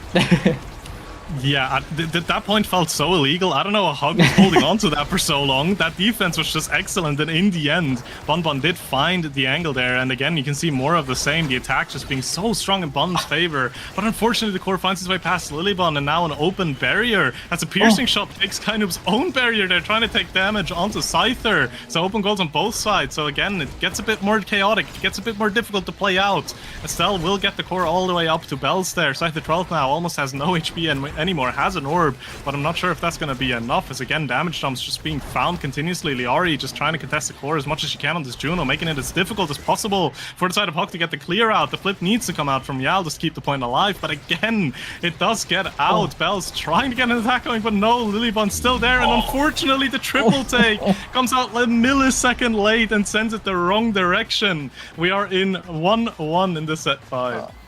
Oh, the triple take resulting in a quadra disaster there, unfortunately, for Bun Bonanza, but they're going to keep working on this here. Bells does have flip. A quick barrier take from Kainub's piercing shot is going to make this point really difficult for the side of Bun Bonanza. Lilybun's going to win out there against the flip. Another one from Kainub. The Blobs actually hold the ball long enough for Bells to get their strike back. Dang. Bun Bonanza's ability is not working too well with their own team right now, but they still have one more chance. Final point, possibly final point here, though. Series set point for the side of Hug, and Scyther makes quick work of of the kill there. Sorry, I'm focusing too hard. Bells is nowhere to be found. Scyther gets it on through, man, with that extra... Okay. All right, we are literally at game 5.5 here. Set 5.5. And it's going to be a tough one here. Bun needs this one to stay in the game. You mentioned it before. We do have triple spark onto Scyther, by the way, who has become incredibly powerful. We'll see if they can make it happen here as they're going to push onto the top side, get the big finish going. Man, Hug is keeping the ball right out of that big finish perfectly. The Oni Blade comes in. Kainub spending a couple of moves. Lilybun does not flip to hold the barrier, but we do have a flip onto Scyther and Lilybun. Liari going to take the bottom side of this barrier. Scyther trying to get a kill, but doesn't maintain enough control over Kainub, but they do get the barrier. Lilybun going to try to get it on through.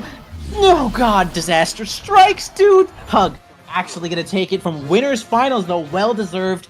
Oh my god, it's like an insane amount of pressure being put on from Hug, which is, wow, takes that one. I mean, from winners side, Hug has looked so incredible this whole season, and they do not falter even for a moment. Sloth.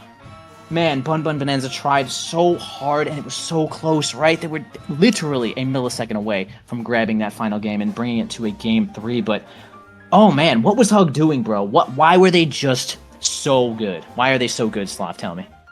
I feel like they just had such, again, like, similar as to the first game, they just had such a clear execution of the game plan. Obviously, Bun this game had a lot of opportunities to find themselves barriers, to find themselves in good pushes, but in the end, Hug just had that consistency. Again, we were talking about it for the entire series, that consistency to just always be where they need to be, to find these kills when they need to get the power plays and make incredible value from it as well. And in the end there, it kind of felt like maybe Bun got a bit overzealous as well, because they were playing really aggressive, right? You saw Lilybun and Liari both essentially on the midfield line already. And Hug again just realized, hey, look, we're in a position where we don't really need to find a cross clear or do anything else. We just need to get it through one of them. And then more than likely, it's going to go in. And they just did that, right?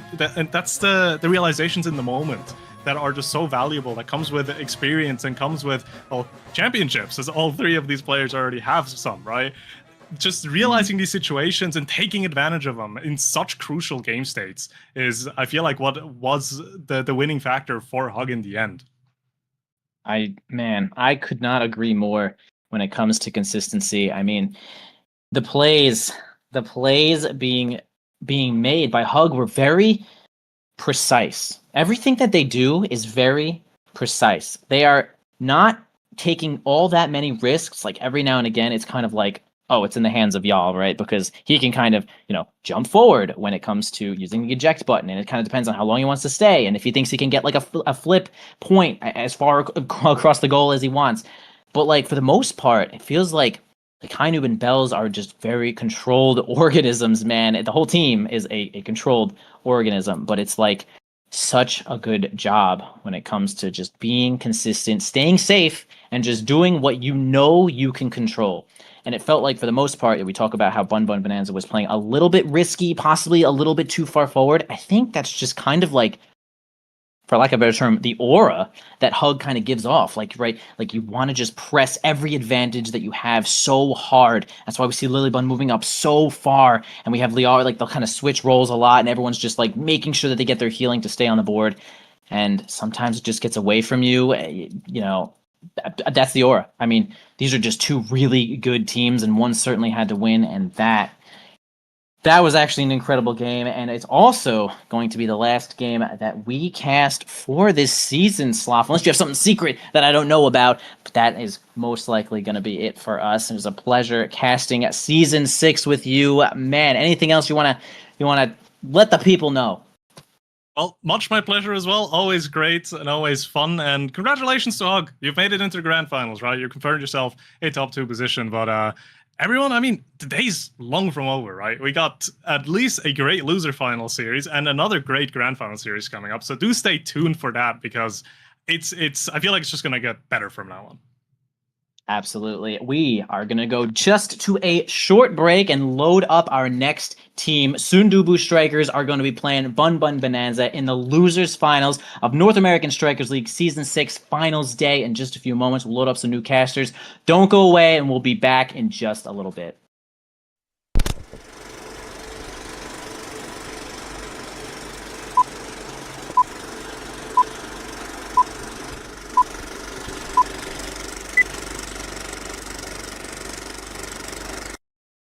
Tenacious like Turd.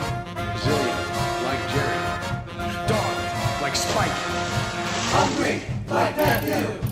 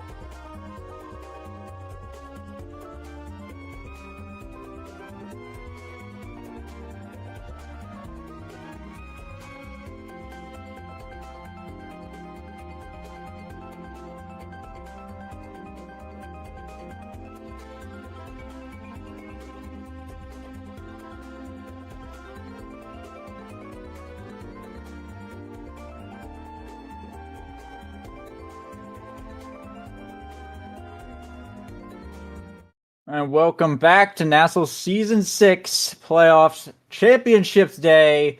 We're jumping down to the losers finals here. Bun Bun Bonanza versus the Soon Dubu Strikers on Lego Mage. Back with Cloak Oak. Yet again, we keep following the Soon Dubu team around. I don't know what it is, but we seem to like them quite a lot. Anyway, we've got the draft on screen here. Game 1, my favorite map, Oni Village. Cloak, bring us through this draft. What are we looking at? Yeah, I'm liking both of the team comps that we have here. Scyther on the Luna forward is fascinating. So we're kind of running a bit of a double midfield comp for the side of Bun Bun Bonanza.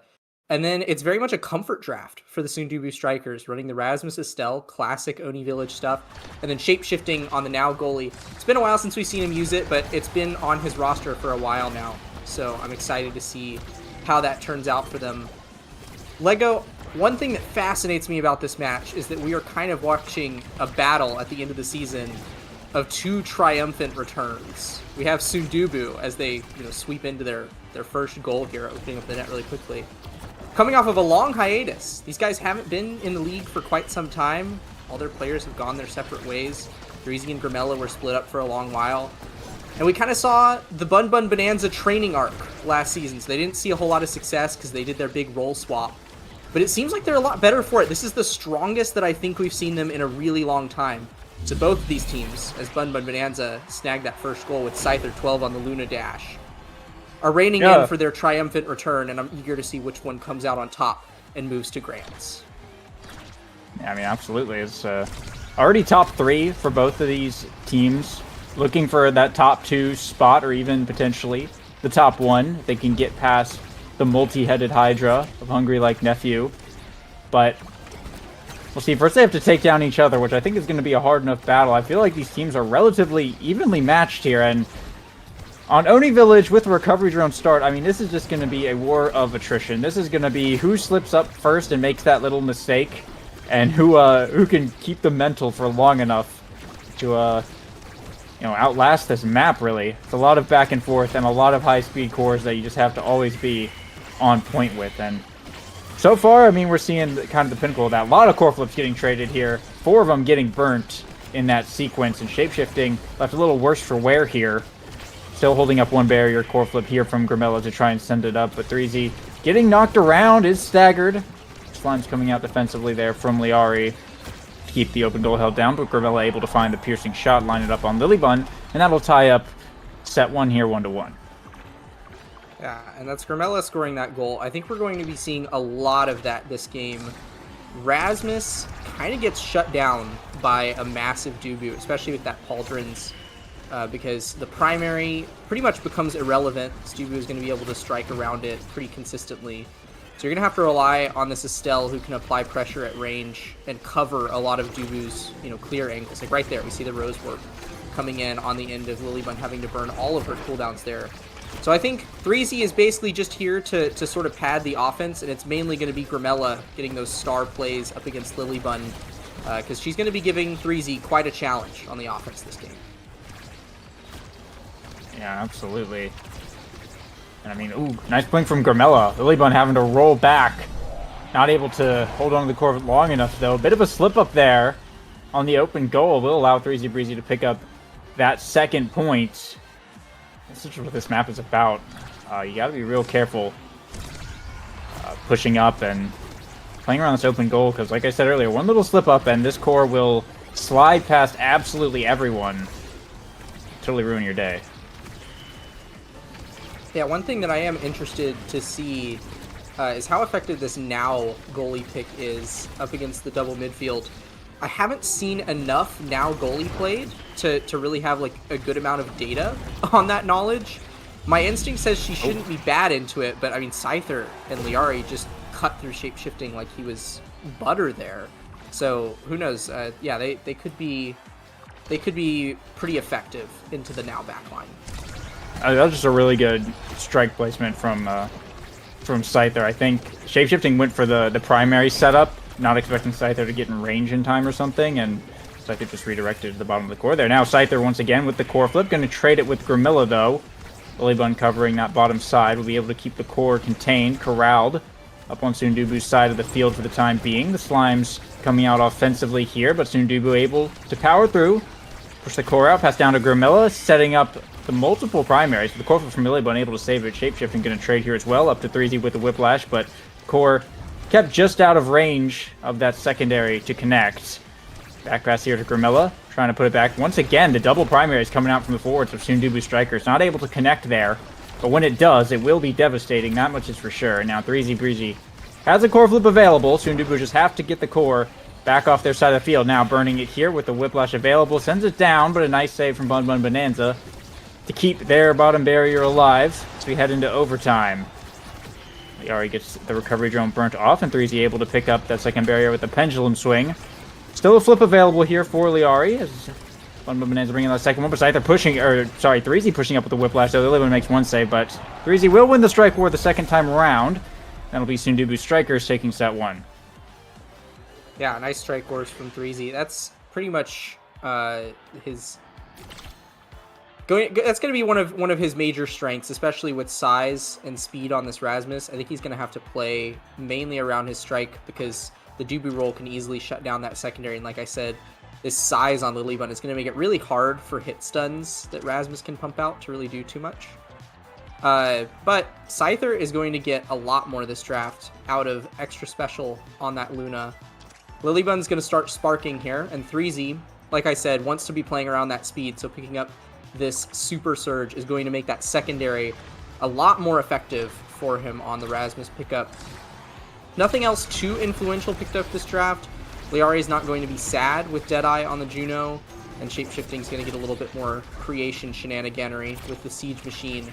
But definitely, I mean, the Twin Drive is nice on Grimella, right? Rose Warp is a really good ability, but there are certainly more influential things that Estelle could have gotten from a draft like that. Yeah, especially on this map. Dash range is absolutely king for this character, and Bun Bun starting off with an early point here in set 2, but I do have one question. We see Lilybun opting into the Sparks. She went for the Spark of Power. Spark of Leadership was available. What are your thoughts on going for the single Spark? Is it better to go for the Power and just hold off on Leadership, or should you invest in Leadership early hoping to get stuff later? I think especially if you're picking between like your first Spark and Leadership, I think that grabbing the first non-Leadership Spark is more valuable.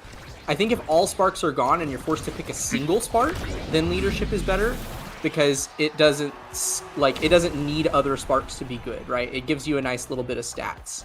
But all these other Sparks, as long as you're planning on getting multiple Sparks over the course of a game, going for a non-Leadership Spark like Strength is absolutely the play, so that you actually have the chance to scale off of it. Because scaling for your team, Leadership, it's been nerfed pretty heavily in that regard, so it is not really as valuable as just getting a lot of one stat on your goalie, especially when that goalie is someone as menacing as Dubu, right? Yeah, makes sense. And speaking of menacing, Lilybun playing very far up here actually gets punished pretty hard with the double barrier going down. She does have core flip available, and Liari will have it pretty soon as well. Picking up right there.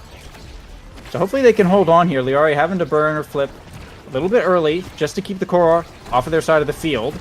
But Grimilla and 3Z Breezy, they're pushing back right now. Shapeshifting, setting up shop in the midfield here. 3Z pressuring that corner hard. The Roadstorm is not able to do much, and Lilybun will be able to hold the top corner.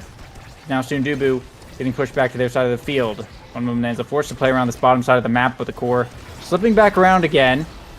We push into the top speed lane. 3Z Breezy pushing it back out. Grimilla blinking down to the bottom here. The donuts coming out as we head into overtime.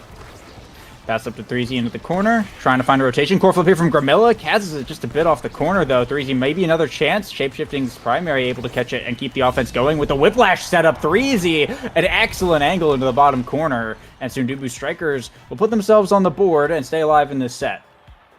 That's seriously impressive, especially because I was wondering why it red cored. I'm looking now at Super Surge stats. I'd never noticed that it was the before. Whiplash. But it gives 8% core speed buff.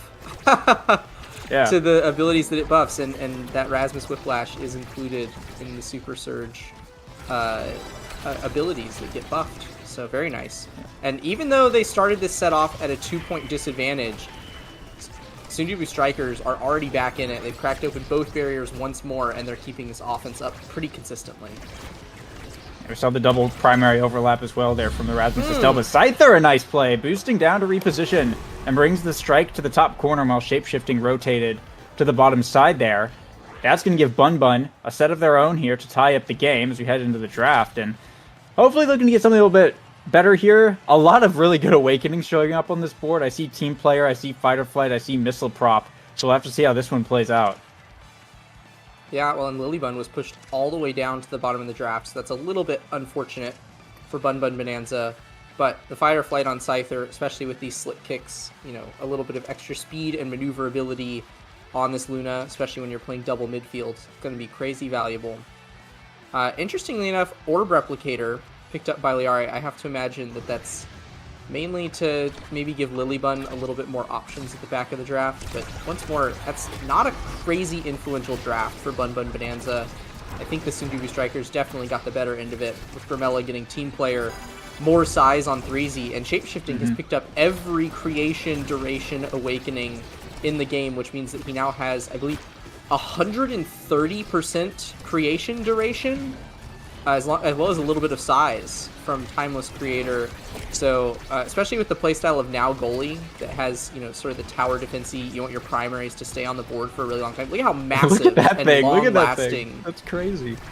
So yeah, he's going to be getting a ton of value out of that for sure. I think Sundubu definitely got the better end of that draft. Yeah, I definitely have to agree with you there. They got a lot of very influential stuff out of that. Though they are down on their barriers at the moment. Thicer does have a flip Grimella, able to even that up with the piercing shots. Thicer working the way up the field. There's a core flip in between 3Z and Grimella, and boosting for security. Beat them in the foot race, and made it so that neither of the forwards from Sundubu Strikers were in front of him, and just had a wide open shot to that bottom where Shapeshifting wasn't able to cover. Nice read there from Scyther, who's been having a pretty good day all day today, and we'll see if Sundubu Strikers can fire back. Now, one thing I'm noticing is Scyther is playing really, really nicely into Shapeshifting, just kind of holding most of his abilities, especially that secondary, that Luna Dash, for after Shapeshifting is burning that Now Mine, which is kind of the big, like, reactive ability that she has. She can set it preemptively with her primaries, but she really needs that secondary to defend. So good job on Scyther there, but it is 3Z that actually finds the point for Sundubu there. Nice primary will tag Lilybun into the back of the goal box, and we're seeing, you know, an influence of those awakenings from last draft coming in. That was a massive Rasmus primary, helped out by the 2 size awakenings that 3Z has been able to pick up this game. Core flip here from Liari to keep the tempo up, but ends up bouncing around the world. It'll be Sundubu picking off the rental barrier.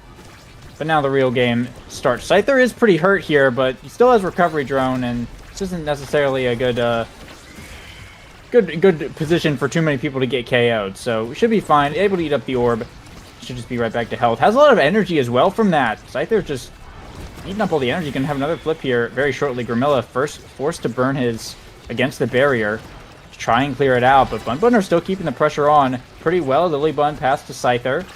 Looking for the core flip here. Shapeshifting makes the save, but Liari bouncing in is going to be able to pick up that second barrier. Now Lilybun way up on the offense, dropping the ult offensively here. Bouncing around in all the Now creations. Scyther boosting in, but 3Z was ready for that one. Able to win another strike war here as well, and boosting up with the Whiplash, but Liari able to force the core out as we head into overtime. Grimella assaults on the bottom side, doesn't find much. Shapeshifting back to Grimella, kick up to 3Z in the top corner, and Grimella blinking down is going to be able to find that second barrier. Now it's both sides opened up, passes the slime, Shapeshifting, a nice strike shot to save it, boosting inside there, but a core from Shapeshifting gets stalled out, though Grimella coming in to save the day and clear it out here up to the top corner. Liari looking to set up a Blavo. Shapeshifting makes the save, though. Off to 3Z with the Whiplash, Lilybun somersaulting up in the top corner to make the save. The Rose Thorns, though, from Grimella, able to catch out Scyther and Lilybun, who weren't ready for that interception, and it'll be set point for Sundubu Strikers. Yeah, very nice there. That was a clean sort of midpoint adaptation from Sundubu Strikers. They noticed that Lilybun and Scyther were really consistently linking up on their defense, which was allowing Bun Bun to really effectively convert from defense to offense. They did that multiple times last point. And Sundubu was wondering, you know, what's going on? Why can't we do that same thing? And so Grimella and Shapeshifting started linking up a lot more on defense, and that helps especially because Grimella has this Team Player. So you can kind of slingshot it off of Grimella up to 3Z on offense, which allowed them to really close out that point. But we're seeing once more Bun Bun close in with 3 core flips here on the open Sundubu net. They're eager to tie up the set here, and Liari will find it with her core flip. 0.5 now. Totally tied up neck and neck. I said these teams were even at the beginning of this, but so far this has just been proven to be an absolute back and forth. 1 flip available for each side as 3Z looking for that quick kickoff, but ends up getting punished pretty heavily for it in terms of his health bar. Carmelo dashing in with the Thorns won't be able to pick up that second barrier just yet. Getting knocked around a bit by the Scyther Rockets. There's the Dubu to totally shut that down. Bumba Bonanza looking for a way to get the core off their side of the field, though. So far, Sundubu keeping it up as much. The Blobba will be able to bring it down to the bottom side and eat off the first barrier. Breezy looking for the second with the pendulum swing. Doesn't find it there. Blobbo's coming out from Liari again. Shape-shifting, quick to respond. Liari jumping up to the top side. Scyther still holding down this bottom pretty well. But Grimilla putting up a solid defense as well. Shape-shifting, dashing up for a second. Just to drop some heals on 3Z. Don't find too much as we're about to head into overtime. Overtime, and there's core speed potential on both of these teams, right? But especially we're eyeing that team player that Grimella has picked up. Already we're seeing red cores come out as he ping-pongs it up to 3Z as many times as he can. A clutch save there by Lilybun's log will keep the barrier from going down. Rose Warp goes wide though, hits Scyther 12 instead, who flips in front of the barrier. Trades with shape-shifting, who will defend it away. Nice Luna nuke there, sends Grimella off of the core, and it'll be found. Barriers down for the Sundubu Strikers now. Oh, almost able to line up a piercing shot there, but now 3Z Breezy in the top corner. Lilybun finds the center clear. Liari jumping up at the top corner, looking for a pass to Scyther, but Grimilla able to cover him pretty well. The Blobbo's coming out on the offense, but Sundubu able to hold it down. 3Z down to the bottom side, and that's going to be both sides opened up. Lilybun somersault to make the save, just barely in time.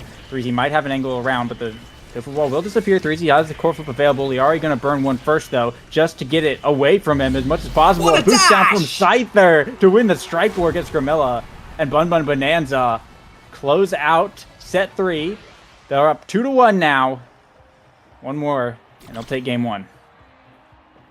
That was insane. I mean, Scyther's Luna, it seems like it just gets more and more impressive every season, but so many goals have just been saved by the perfect dash at the perfect time, and that one was perhaps the most impressive that we've seen today. Liari is rewarded with Hot Shot here. That stacks on stacks additional speed and maneuverability on Scyther. It's going to be even harder for Sundubu to respond to. That being said, we're going to finally see that twin drive pickup by Grimella pay off with the help of this aerials. Some dash range as well as some additional projectile range on the Crystal Thorns ult. So definitely high value awakenings picked up by both sides, but for once, I think this is a Bun Bun Bonanza 1 draft. And as they are a setup, and if they can take home one more, they'll be taking game 1. I think they're looking very ripe to close out our game 1 here, Lego. Yeah, I'm thinking so as well. You do have to watch this Grimella fellow, though, for sure. I mean, Estelle is so good on this map, and Aerials has basically turned this character into playing a different game at this point. But as long as Bun Bun are aware and paying attention, they should be able to close this one out. As you said, the stacks on Scyther are going to be huge for this Luna's positioning, which is just going to be oh so important right now. Top barriers still available for both sides. We're going to see a lot of play around this empty side of the field for most of this, likely. But core flips are coming online. We've got 3 up right now for Bun Bun Bonanza. But 3Z Breezy, the pendulum setup, able to open up Bun Bun's side of the field first. Grimilla blink through to get it past Lilybun, causing a bit of panic. And a piercing shot set up. Lilybun nowhere to send the core. A point stolen away here by the Sundubu Strikers. Still 3 flips up, though, for Bun Bun Bonanza. They didn't spend any during that, so it's just a first point. And we'll see if they can close it out now. Oh, and notably, that piercing shot would not have been in range without the help of aerials. It was that dash range that allowed Grimella to teleport in and find that shot. So, very nice find by the Sundubu Strikers. But, I mean, we were talking about Grimella with team player being able to shoot this core super fast last set. Now we're seeing Liari be able to kind of match that with the Hot Shot Juno. So both teams, with the help of their core speed, will get both of the enemy barriers down. And it's just a matter of who can find the first golden opportunity to close out the point. Yeah. Core flip here from Liari ends up not connecting. Core flip from Threezy gets blocked though. Shapeshifting, able to save against the slime. No Grimilla blinking in, almost finds the point. This is the kind of danger we're talking about. This guy can just appear anywhere, basically, at this point, and totally ruin your day. Threezy pushing up with the whiplash into the top corner, pressing hard, but Lily unable to find the clear. Grimilla looking to set up a piercing shot, won't find it here. Blinking down to the bottom side. Threezy holding up on the top, will receive the pass here from Grimilla. Liari, though, looking to hold down this midfield line as we head into overtime. Threezy hooking Liari back. Lilybun getting stunned, but recovering just in time to make a save. Core flip from Grimilla, but Lilybun able to somersault in and keep the core away from him. Bounce off the corner was a little bit scary there. Scyther boosting in, gets hit with the recovery drone, though, and sent all the way back home. Shape-shifting, trying to get this away. Liari jumping in, almost finds the connection, but down to Scyther. Threezy in the midfield, but Grimilla holding onto the court, gets past him. Shape-shifting is fine, though. Doesn't get hit with any surprise Luna jumps. Now Threezy in the top corner. Grimilla blinking in, but Lilybun just barely able to save it out of there. But a bit of a wry pass there. I'm not exactly sure what happened, but Grimilla was in that center position. And somehow the core... I don't know if Liari was trying to pass to Scyther or what exactly happened, but somehow the core went from going to the top corner down to where Grimilla was. And now we're in a bit of the danger zone as Sundubu are on set points. They're on set point, and they're looking strong here, even though that, the end of that point was a little bit goofy. Definitely, we're seeing a lot more explosive potential from Sundubu. Threezy is able to kind of take a back seat a little bit and link up with Grimella a little bit more, so they can get the core speed going with team player, and then Threezy can set up the core for Grimella to teleport in and make a play. That's kind of the loop that we've been seeing them do for the first 2 points of this set, and if they can keep it up, I mean, they only have to score 1 point to win this set, whereas Bun Bun will have to score 3, so it's a tight game for Bun Bun here. Yeah, absolutely. Crazy, those somersaults from Lilybun do so much damage with all that power and impact she has at this point, but Threezy holding on with that recovery drone and should be totally fine, but once again, here in overtime, this is where things start to get really sketchy. Core flips getting burned here. Shape-shifting, a pass up to Threezy, looking for the pendulum swing setup. Won't find it, ends up getting staggered instead. Core flip here from Scyther 12. Looking for a dribble, sets up Liari for the bounce, and they'll be able to open up the goal. But Threezy in return, and Grimilla blinking in is going to be able to pick up the point with a piercing shot. Sundubu Strikers bringing this one to a set 5.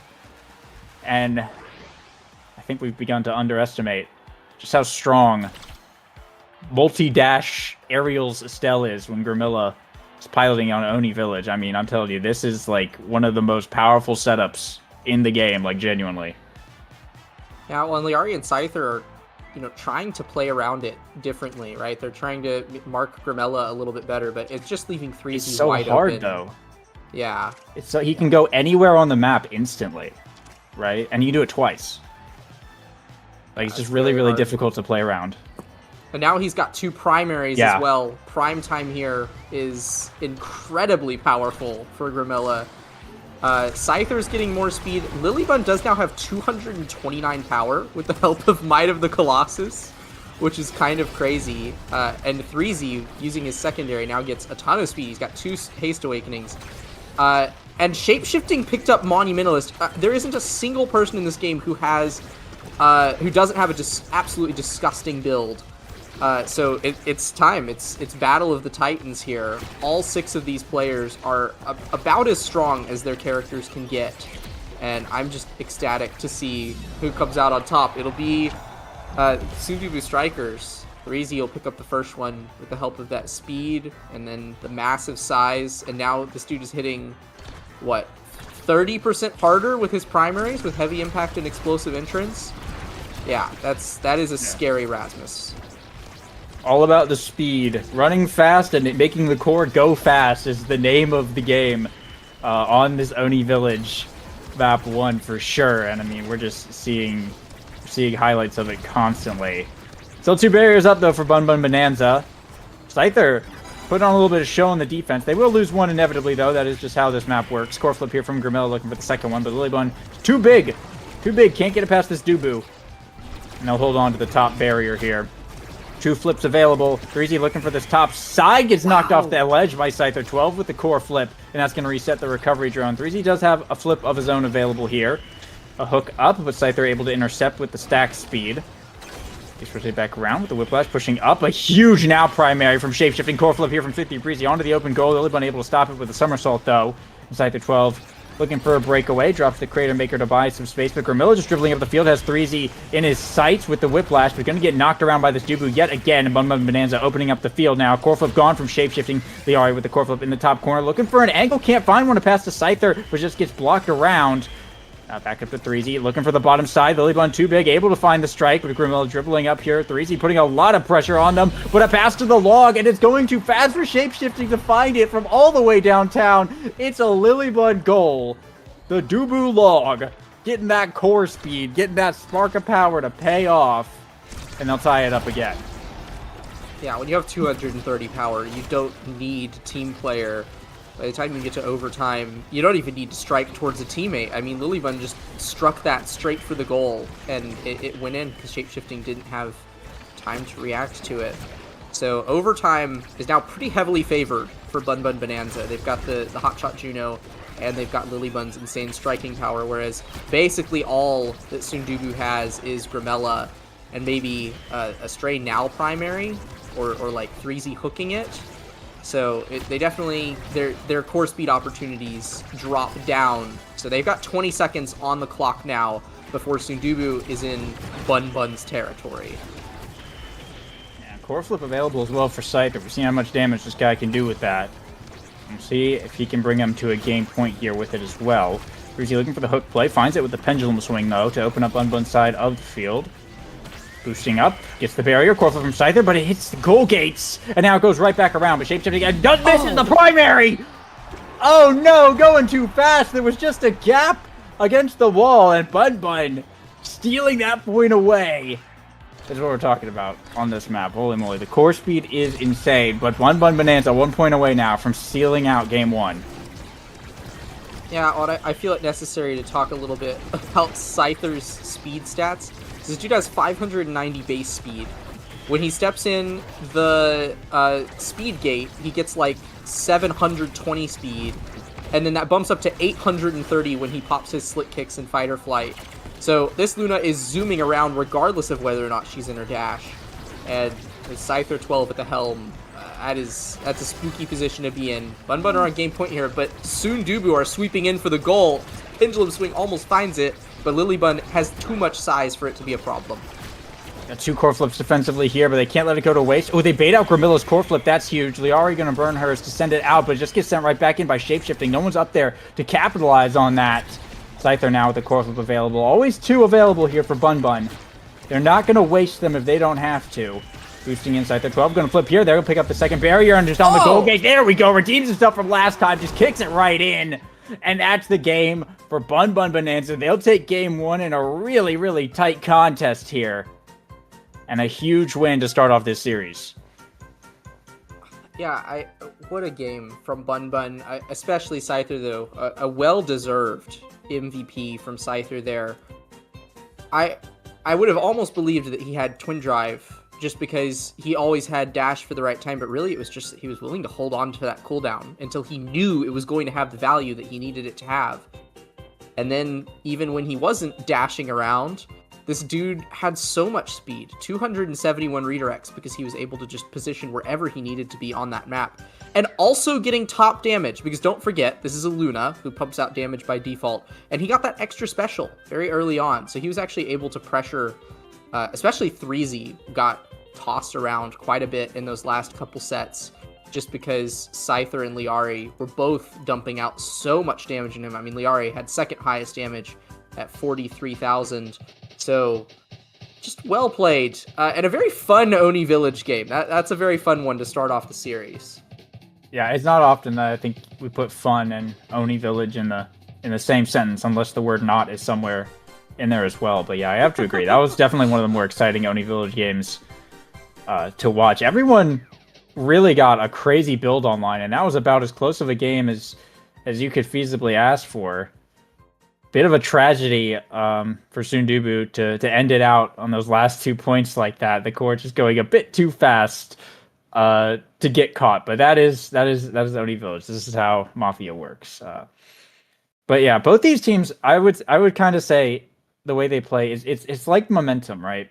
I feel like when they're doing good, they continue to do good, but when they kind of fall apart, it can sort of spiral. So for Bun Bun to get off to a good game one start like this, I think is going to be really, really good for them.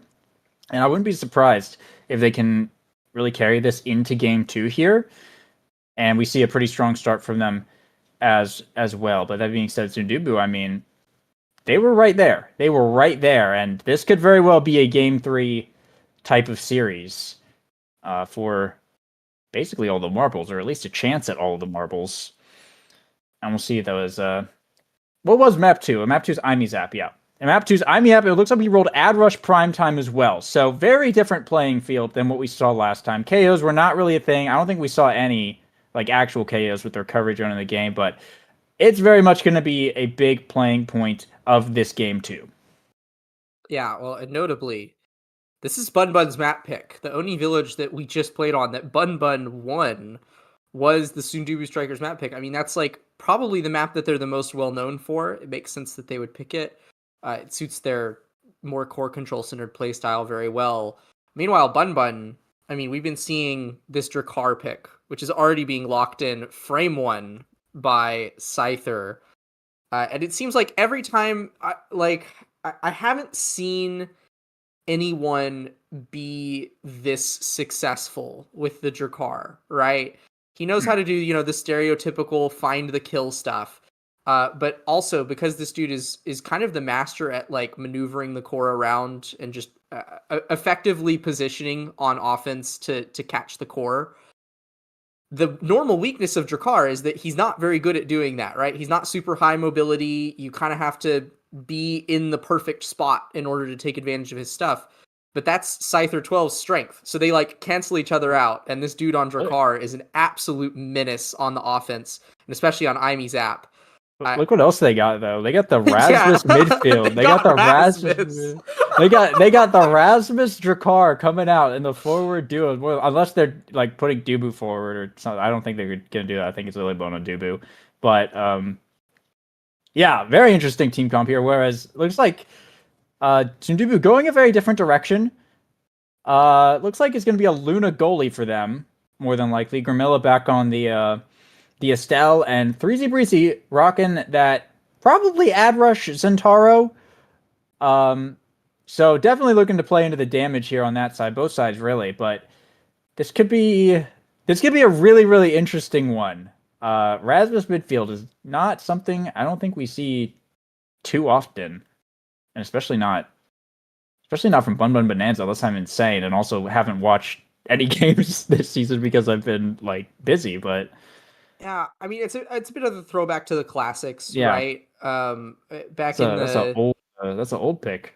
Yeah, if we're looking at early seasons of NASL, Imizap was a solved map, and back when mirror picks were around, everybody just played Rasmus Julie as their forward comp, and you would have Julie play the more brawlery one, and you would have your midfielder play the Rasmus. So this Rasmus midfield, it's been around for a while. It's fallen out of fashion a little bit in favor of Imi, Estelle. Even though Luna has been a pretty popular midfield pick on Imizap. But Liari, notably, was one of the like big frontrunners of the Rasmus midfield era. She would run Rasmus midfield on all sorts of maps that weren't Imizap as well. She would run it on Night Market. She would run it on Atlab.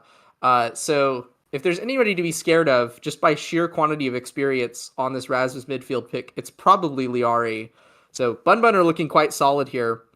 And I think that pretty much the only win condition that I can see here for the side of Sundubu Strikers is them just snowballing off of Ad Rush procs. If they can, because, I mean, they have more consistent damage, right? They don't necessarily have to rely as much on, mispositioning, going for, knockback KOs as a Drakkar might. Drakkar obviously also pumps out a lot of damage, but he doesn't really prevent healing as reliably, unless he's got his ult up, right? So I think between Estelle, Zentaro, Luna, you have a more reliable route to KOs as long as the points are going for a long time. So if Sundubu can stall out these points and get a power play going off of an ad rush proc or two, they definitely will be able to find victory in this one. But there's a lot relying on that. Yeah, as you said, they definitely have more consistent ways to dish out damage, whereas Bun Bun, they want those missed positions, they want those edge KOs more than anything, playing around the center of the field. And both teams really are going to be putting probably a lot of stock in that ad rush. I mean, I could see some. The goalies probably could go prime time. Maybe the Luna still goes ad rush. I don't know.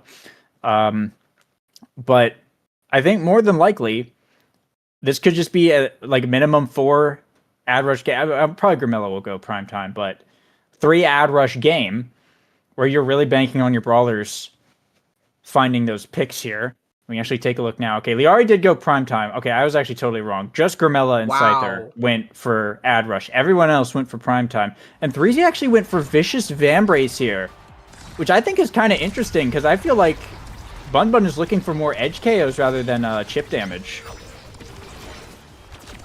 Yeah, I don't know. If Scyther gets a scary build later in the game, which is pretty easy on Drakkar, he honestly scales pretty well, then certainly 3Z will be happy to have that Vambrace, but in these early sets, I don't expect him to need that Vambrace.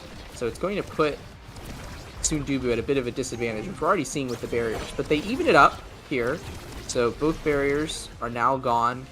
And I don't know, we'll let it play out. We'll see how this goes, because Grimella is getting staggered by Scyther right now. Yeah, it's definitely not out of the picture. Scyther 12 able to capitalize on that elusive from the Crater Maker there. Well played. But yeah, this is definitely a bit of a wild card match. Outside of we know that there's probably gonna be a lot of fighting. It's pretty unclear what we are going to expect. And I think it's really going to come down to if one team decides to start snowballing, or if it's just going to be another set 5.5 affair, like we saw last game. But I have a feeling that people are going to start snowballing, and so far it's looking like Bun Bun Bonanza might be filling that role. Liari getting that pick, maybe wishing she had the ad rush now, but it won't matter. They still have the 2v3. They still have the pums and the ad rush on Scyther. So Scyther getting huge buffs from this. Look how fast that lizard is running, and Liari just able to dunk it in, making it a constant 2v3 here. That also just works. Just have support Rasmus in the back, just uber buffing Scyther by basically getting the picks and able to cover ground with those mom boots, or those mag souls. Same thing. Shoes go fast. Yeah, there are a lot of shoes that make you go fast in this game. That's a fantastic point. Yeah, 3Z and Grimella, I fear for their lives a little bit. I mean, we saw both of them get KO'd last point, and Scyther and Liari just immediately setting up the perfect goal there. That's a very convincing 3-0 from Bun Bun in set 1. Yeah, I mentioned before that this feels like a momentum-based team, and so far they're showing it. So far they're absolutely showing it. Extra Special showing up on this draft is a little bit terrifying. We do have explosive entrance here on the board, a couple Dash Fiends in this game as well, but of course it'll be Happy Star for the Rasmus. Hot shot here for the Estelle, but explosive entrance going over to Scyther 12 is, I think, kind of scary. A little bit terrifying. Team player here Very for the Luna. Lilybun going for more size, and 3's just having settled for the Sparks, but Bun Bun Bonanza. After that set 1, I'm convinced that their comp, they know what they're doing on it. And after that draft, I'm now convinced that they have a pretty sizable leg up in this game. Oh, gosh. Yeah, Scyther is going to have no problems finding KOs now. I mean, he can, with that explosive entrance, be anywhere he needs to be to drop those shotguns down, and they deal more damage. And this guy's got pummelers, so he deals a ton of knockback as well. And he immediately finds 2 KOs! Criminal. Lock him up for that. And Liari just dunks it in again. Yeah, okay, Sundubu's strikers have a massive problem right now, and his name is Scyther 12. I don't know how they can immediately respond to this. I don't think they can. They might just have to play for the next draft and pray they get something and are able to reset. I don't know. Or they just have to find some way to lock in. But another pick here from Liari. Scyther almost taken off the field by Grimilla, but won't find it. Just going to run back up and shotgun him off the field. And now it's another 3v1 yet again for Bun Bun Bonanza. Liari going to dunk it in. It's the same formula. It's the same formula. Liari gets a pick. Scyther procs all the move speed, runs up, gets another pick. It's a 3v1. Liari dunks it in. That's literally how the last like 5 points have played out. Yeah, this Scyther dude is so scary on the Drakkar. So scary. I will say, so Bun they've gone for the win condition that I predicted at the start of the match. Not Bun, sorry. Sundubu Strikers. They've gone for the win condition that I predicted they were going to, which is that they're playing for like late game stall potential, right? So obviously Scyther is getting staggered here, and if they can keep their barrier alive for the rest of the point, Sundubu Strikers have Grimella with Team Player, they have Shapeshifting with Hot Shot, and then 3Z is able to consistently dish out damage, so they can like pretty reliably by the time overtime hits get all their core speed online and have a power play riled up and ready to go as long as 3Z has been brawling effectively enough. And so if the points go long, that is Sundubu's win condition. The problem is, Scyther has just been steamrolling through here, and Liari finds another pick there. Like, these points aren't going to make it to overtime if Bun keep going like this. That being said, overtime is clocked in right now. Here's Sundubu's time. Nice setup there from Shapeshifting. The piercing shot off of his own core flip to get the barrier. So now both sides opened up. The best chance Sundubu have had so far this game to make something happen. Grimella always has to be so careful about his positioning, though, because Scyther can just go invisible and launch him off either the side or into the center, or Liari can just hook him as well. And then this happens. Another 2v3 for the Sundubu Strikers. And they'll dunk it in yet again. 6-0 for Bun Bonanza. Sundubu Strikers, they're playing for late game, but Bun are making it so that this is not going to go to a late game. One more set away from ending this entirely. Oh my gosh, Deadeye is on the field. Forget Deadeye, Spec Trading. 1-2 Spec. Oh my god. Oh, a modern tragedy. It's a modern tragedy. They are able to take the Super Surge, though. Modern Rasmus is here. Yeah, modern Rasmus the Spec is here. Trading, the Deadeye. They don't need it. Super Surge is all They're the rage killing on Rasmus anyway. right They're now. just going to kill anyway. Super Surge, it's a good deny from Shapeshifting as well. They do get a 1-2 punch. Twin Drive here for, didn't go for the Deadeye. Scyther did not go for the Deadeye. I guess he doesn't have any range enhancements, so I guess it makes sense. Yeah, Deadeye is not a crazy valuable pickup on Drek. Definitely the Twin Drive he's going to find more value out of. He gets that damage buff more often, as well as that burst of speed, right? Normally, the speed boost, not really super influential on Drakkar, but because he has explosive entrance, he goes pretty fast with it. Yeah, absolutely. And Bun off to another explosive start here. Scyther getting staggered. Will have to fall back, but Lilybun quick to take his place up on that midfield line. Back pass here to Lilybun. Able to get it around Grimella, but a nice strike shot, or a nice strike placement from Grimella to get it around, and Lilybun able to clear it around the back of the barrier here. Shapeshifting, forced to play some defense. The Creating Maker coming in. Lilybun able to make the evasion, and Scyther 12 walking up. That's a 6 KO streak on to 3Z Breezy. Scyther 12 looking to dunk this one in, but the core slipping past Bun Bonanza, though it will ding their barrier. 5 seconds till 3Z comes back with passive. Scyther 12 doesn't even need a flip. Just shotguns it right to the bottom side, and Bun Bonanza, they will stay on a roll. Yeah, I mean, even when that ad rush speed wears off, still for about 5 seconds after that, Scyther is rocking the pummeler's speed, which is 30%. So a power play becomes, exponentially more powerful than it normally is. Any given team, you're always going to be up a player when you're in a power play. Here's Sundubu's opportunity. So they get just a player bonus here, which they're more than happy to take. And Scyther 12 being staggered. Hold on, they might get an ace here. Don't even need it. It would be an ace, though, if they hadn't scored. 3Z had the primary lined up. But Shapeshifting changing the game, punishing Lilybun for the walk-up, and suddenly things fall apart. The complacency from Bun Bonanza was their downfall at that point. And Sundubu Strikers showed that they have not gone anywhere. If they are able to steal one set away, I think things become increasingly difficult for Bun. Now, just bouncing Scyther around. Shapeshifting gets a KO with the strike shot. That's a barrier gone. Pum's activated on Grimella. A backwards core flip off the center. Shapeshifting pushed up here. Now they're looking for the point. They want blood. They want revenge for those first 2 sets. 3Z to the top side, but Lilybun there. And Scyther is back online again. A 3v3, but Dubu are not letting up the pressure at all. Scyther. No one to pass it to. It just goes back into Gramilla's possession. Passing place here with 3Z Breezy. Lilybun can't find the somersault, but is big enough to block the shot. The hook comes out. Scyther, a shotgun into the hook. A beautiful combo from Bun Bun Bonanza. Now it's a 2v3 yet again. Bun Bun Bonanza need to bring down this barrier, though. They are getting staggered. The core flip from 3Z's going to send her off the edge and send the core into the goal. Now on set point, Sundubu Strikers, they have not left the game. They've returned to the chat, and they are here to fight back. Yeah, they got just enough influential awakenings in the last draft, and then more critically than the awakenings, actually, is the playstyle switch up. You said that Scyther 12, and I mean, it didn't need saying, but Scyther 12 is clearly the problem here, right? Bun Bun Bonanza absolutely steamrolling when he's able to get online.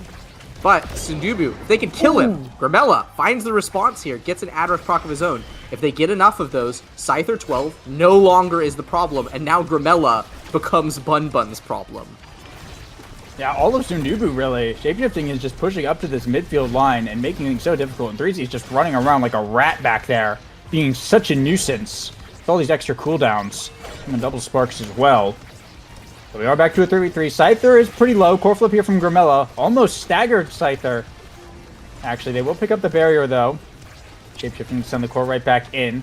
He already finds the pendulum swing. Looking to convert. The Tofu Fortress coming out, but a boost up from Gramella. Trying to get back to 3Z Breezy. There's a Crater Maker. Lilybun forced to evade here. Scyther now attacking the bottom side. Shapeshifting a sword angle. What a save! They already can't find the pendulum swing setup, though. Could be devastating, but down to Scyther 12, who will find the point, finally, and bring Bun Bun to match point. One more away from closing this out, Sundubu. They're still on set point here, but they cannot afford any more mistakes. They have shown that they can potentially win this and come back. And we'll see if they're able to make it happen. Yeah, they've got a slight energy advantage as well. 2 core flips to them, whereas Scyther is the only one close to core flip. But that quickly gets turned around. Liari hooking 3Z into the hole, and Shapeshifting is immediately forced to burn his core flip.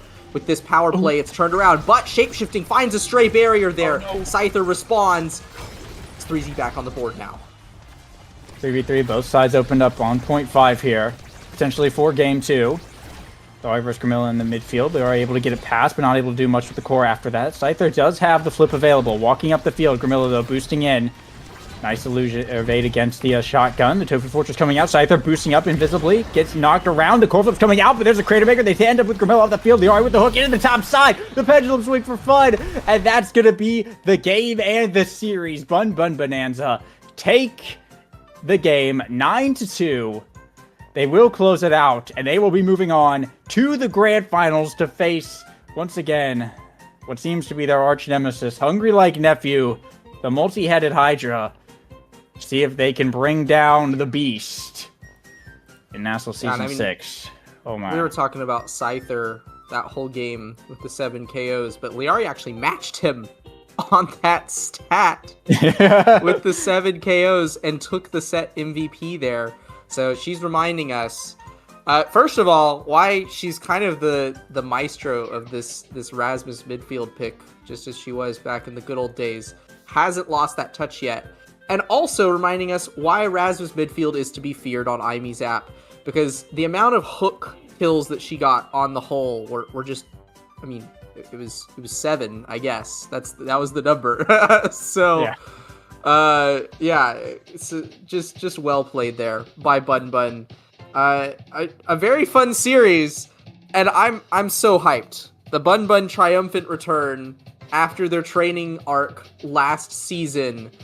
I'm ecstatic to see its conclusion. Is this the first time they've ever been in a grand finals? I think it is. I want to say it is, unless I'm mistaken. I think they got like 3rd place one season. But I think this is the first time they made it to grand finals. So this is pretty crazy. I mean, people talk about like the underbun buff and that, but I mean, we're seeing it now really for the first time turn into something potentially pretty crazy. So we'll see if Hungry Like Nephew. I mean, they're consensusly the team to beat. Also, I know my camera broke. I touched the wire because I looked at it funny. So now it's just stop motion. I don't know, but it's a good thing. It's a good thing we're moving on to the next series, right? Because this will be the end of that. But yeah, consensus the team to beat is Hungry Like Nephew. So we'll see. Like just the reputation of the players on that team is pretty insane. So we'll see if Bun Bun Bonanza can keep it happening. I mean, they've got the momentum going into the series, and we'll see if they can keep it up. I think if they can get a solid game one, they might be able to just keep it going.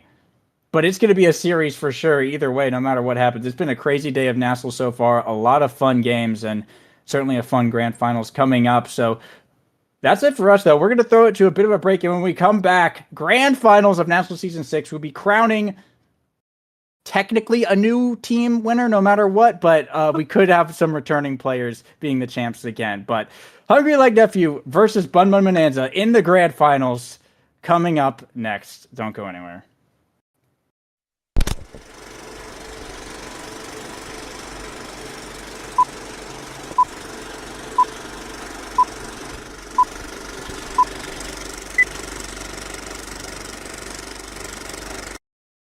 Tenacious like Tom.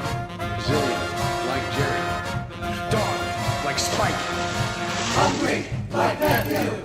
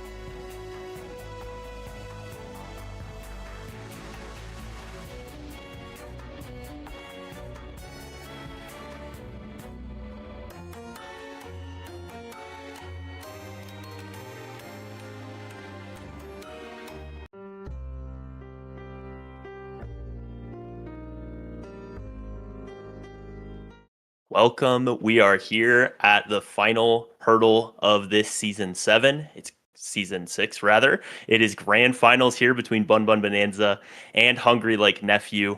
We've had a few teams. We saw this matchup just a little bit ago in winners finals, but here we are loading into our first map on Atlas's lab. What are you looking for, Saya? And pleasure to be casting with you. Yeah, I'm glad to see you here, Weston.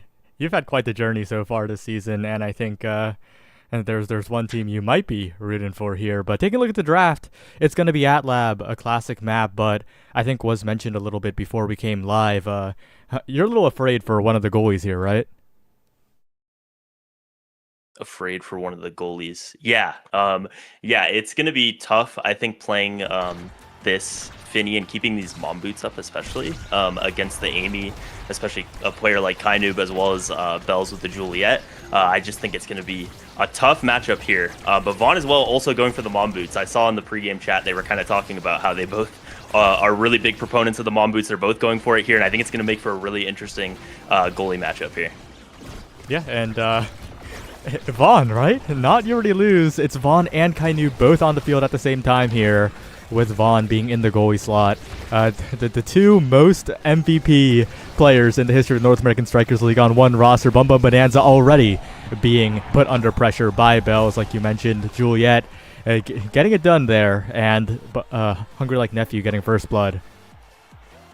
Yeah, Lilybun's job already just looking so difficult against that Juliet here, and starting with the size as well. Going for the slick kick, so just so much carry potential there. And yeah, having Kainoob and Vaughn on the field at the same time here in grand finals is extremely scary, I think, once you're loading in and seeing that. But so far, Scyther doing a good job in this point, getting the goal barriers open early, and Liari finding a KO on to Vaughn on the goal line as well. The core, though, will sneak past both of them, and there's not enough speed to get there, but they do still have the power play for just a little bit longer. Scyther trying to find it in the corner. The flip from Bells, and he uses the black hole perfectly to score that one. Yeah, it's just a little bit of impatience from Bun Bun Bonanza. They try to just strike it through, and Bells finds the opening, takes the shot, 2-0 in the favor of Hungry Like Nephew here. And it doesn't look like they're slowing down at all. Bells, despite the big finish, already getting the first barrier here. Yeah, and Kainoob just not missing any abilities. I saw a little bit of the pre-show, and that's exactly what Soren was talking about. And, you know, we didn't know necessarily that Vaughn was going to be in here as well as the flip goes backwards, but those bomb boots and glass cannon are enough for Lilybun to get back, so it'll continue.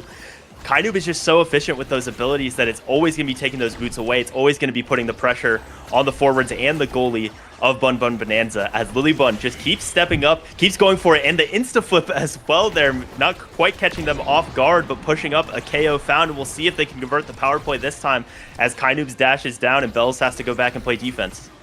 Yeah, and Bun Bun patiently passing around, and the card will take out Kainoob as well. It's a 1v3 for the moment. Vaughn back, and the slime will help out. Lilybun's got to be careful here. There's been quite a few situations today that she's been punished for stepping up, but not this time. Scyther pokes it through, and Bun Bun are on the board. Yeah, and as much as I think the Amy and the Julie rather can be scary, so far it's been the KOs, as even though they're down 2-1, the KOs have been found by Bun Bun Bonanza here, and a lot of them on the goal line. So Vaughn's just going to have to be really careful. Maybe, you know, a little bit less practice, as I know he was on a trip, which is why he missed last week. But the defense not holding the barriers there, but they do get the hold on the goal line. But it's another KO on the goal line just over and over again. Bun Bun are finding this, a little miscommunication, so one barrier does go down, but they're getting the core ahead to Scyther here. They're already trying to set him up, and they're keeping the black hole up for now, which maybe gives them a little bit more insurance when Lilybun steps up like this. Bells pops it that time, but still nothing found on either side, and Scyther looking a little bit low. Looking low, but he on a little backup and finding the shot without using meter, crucially, right? The energy on Bun Bun is looking quite healthy heading into this 5th point. The same can be said about Hungry Like Nephew as well. And these flips are really going to determine a lot of the action coming out here. Yeah, and we had a lot of close sets and close games, especially that second map when we saw these two teams in winners finals just a little bit ago, as Scyther does use that first flip, misses the abilities on Bell, so maybe he's going to get a chance to use it, but if they can put the damage on here, which Lilybun is trying to do so, and they do find the KO on the other side, Liari finding the barrier as well, so here's a chance for Bun Bun to go ahead as they get 2 KOs. Liari strikes it out of the slime, and the first set of this grand finals is going to Bun Bun Bonanza. And Bumble Bonanza right now, a long road ahead of them, right? The grand finals and the reset. Not many teams have taken it all the way through. It is an extreme rarity, and I believe has never happened in the North American Strikers League itself. Unless I'm wrong here. So either way, not going to be easy, but this set is looking pretty good for them.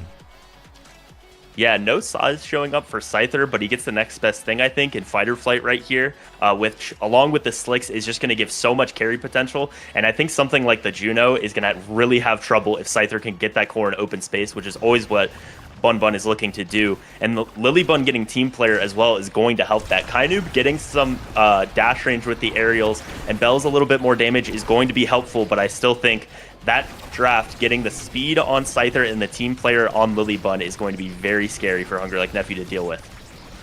Yeah, and my memory already being corrected here. Of course, Season 3, Sad Boys 2-0-2-0 against EKC.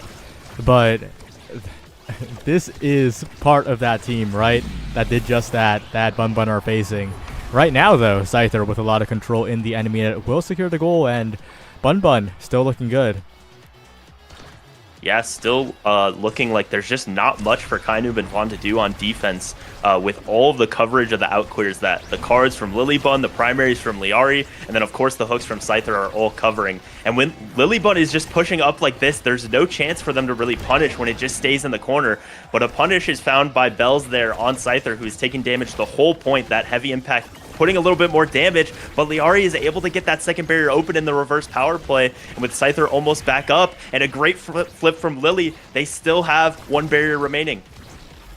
Liari taken low now. Good evade to not get flipped off by Kainoob, and the big finish will pop the center. Kainoob in a lot of danger. Triple take gonna slow down the flip play. Bell is building up a lot of meter here. Has the flip available in the open net situation. You gotta be careful. Scyther navigates around absolutely everything as Kainoob is low, but nowhere near being KO'd here. And the Slimes will send it around. Bell's in position, choosing not to flip just yet, waiting for the perfect opportunity as Liari fends it away. Kainoob still advancing, still healed up, and Bell's almost guaranteed, but Lilybun with the big finish will deny it. The glitch pop now, dangerous, but Liari helps fish it out, and a shot around, and Vaughn trying to save it, pixels off the angle on the bumper as Liari makes the clutch play.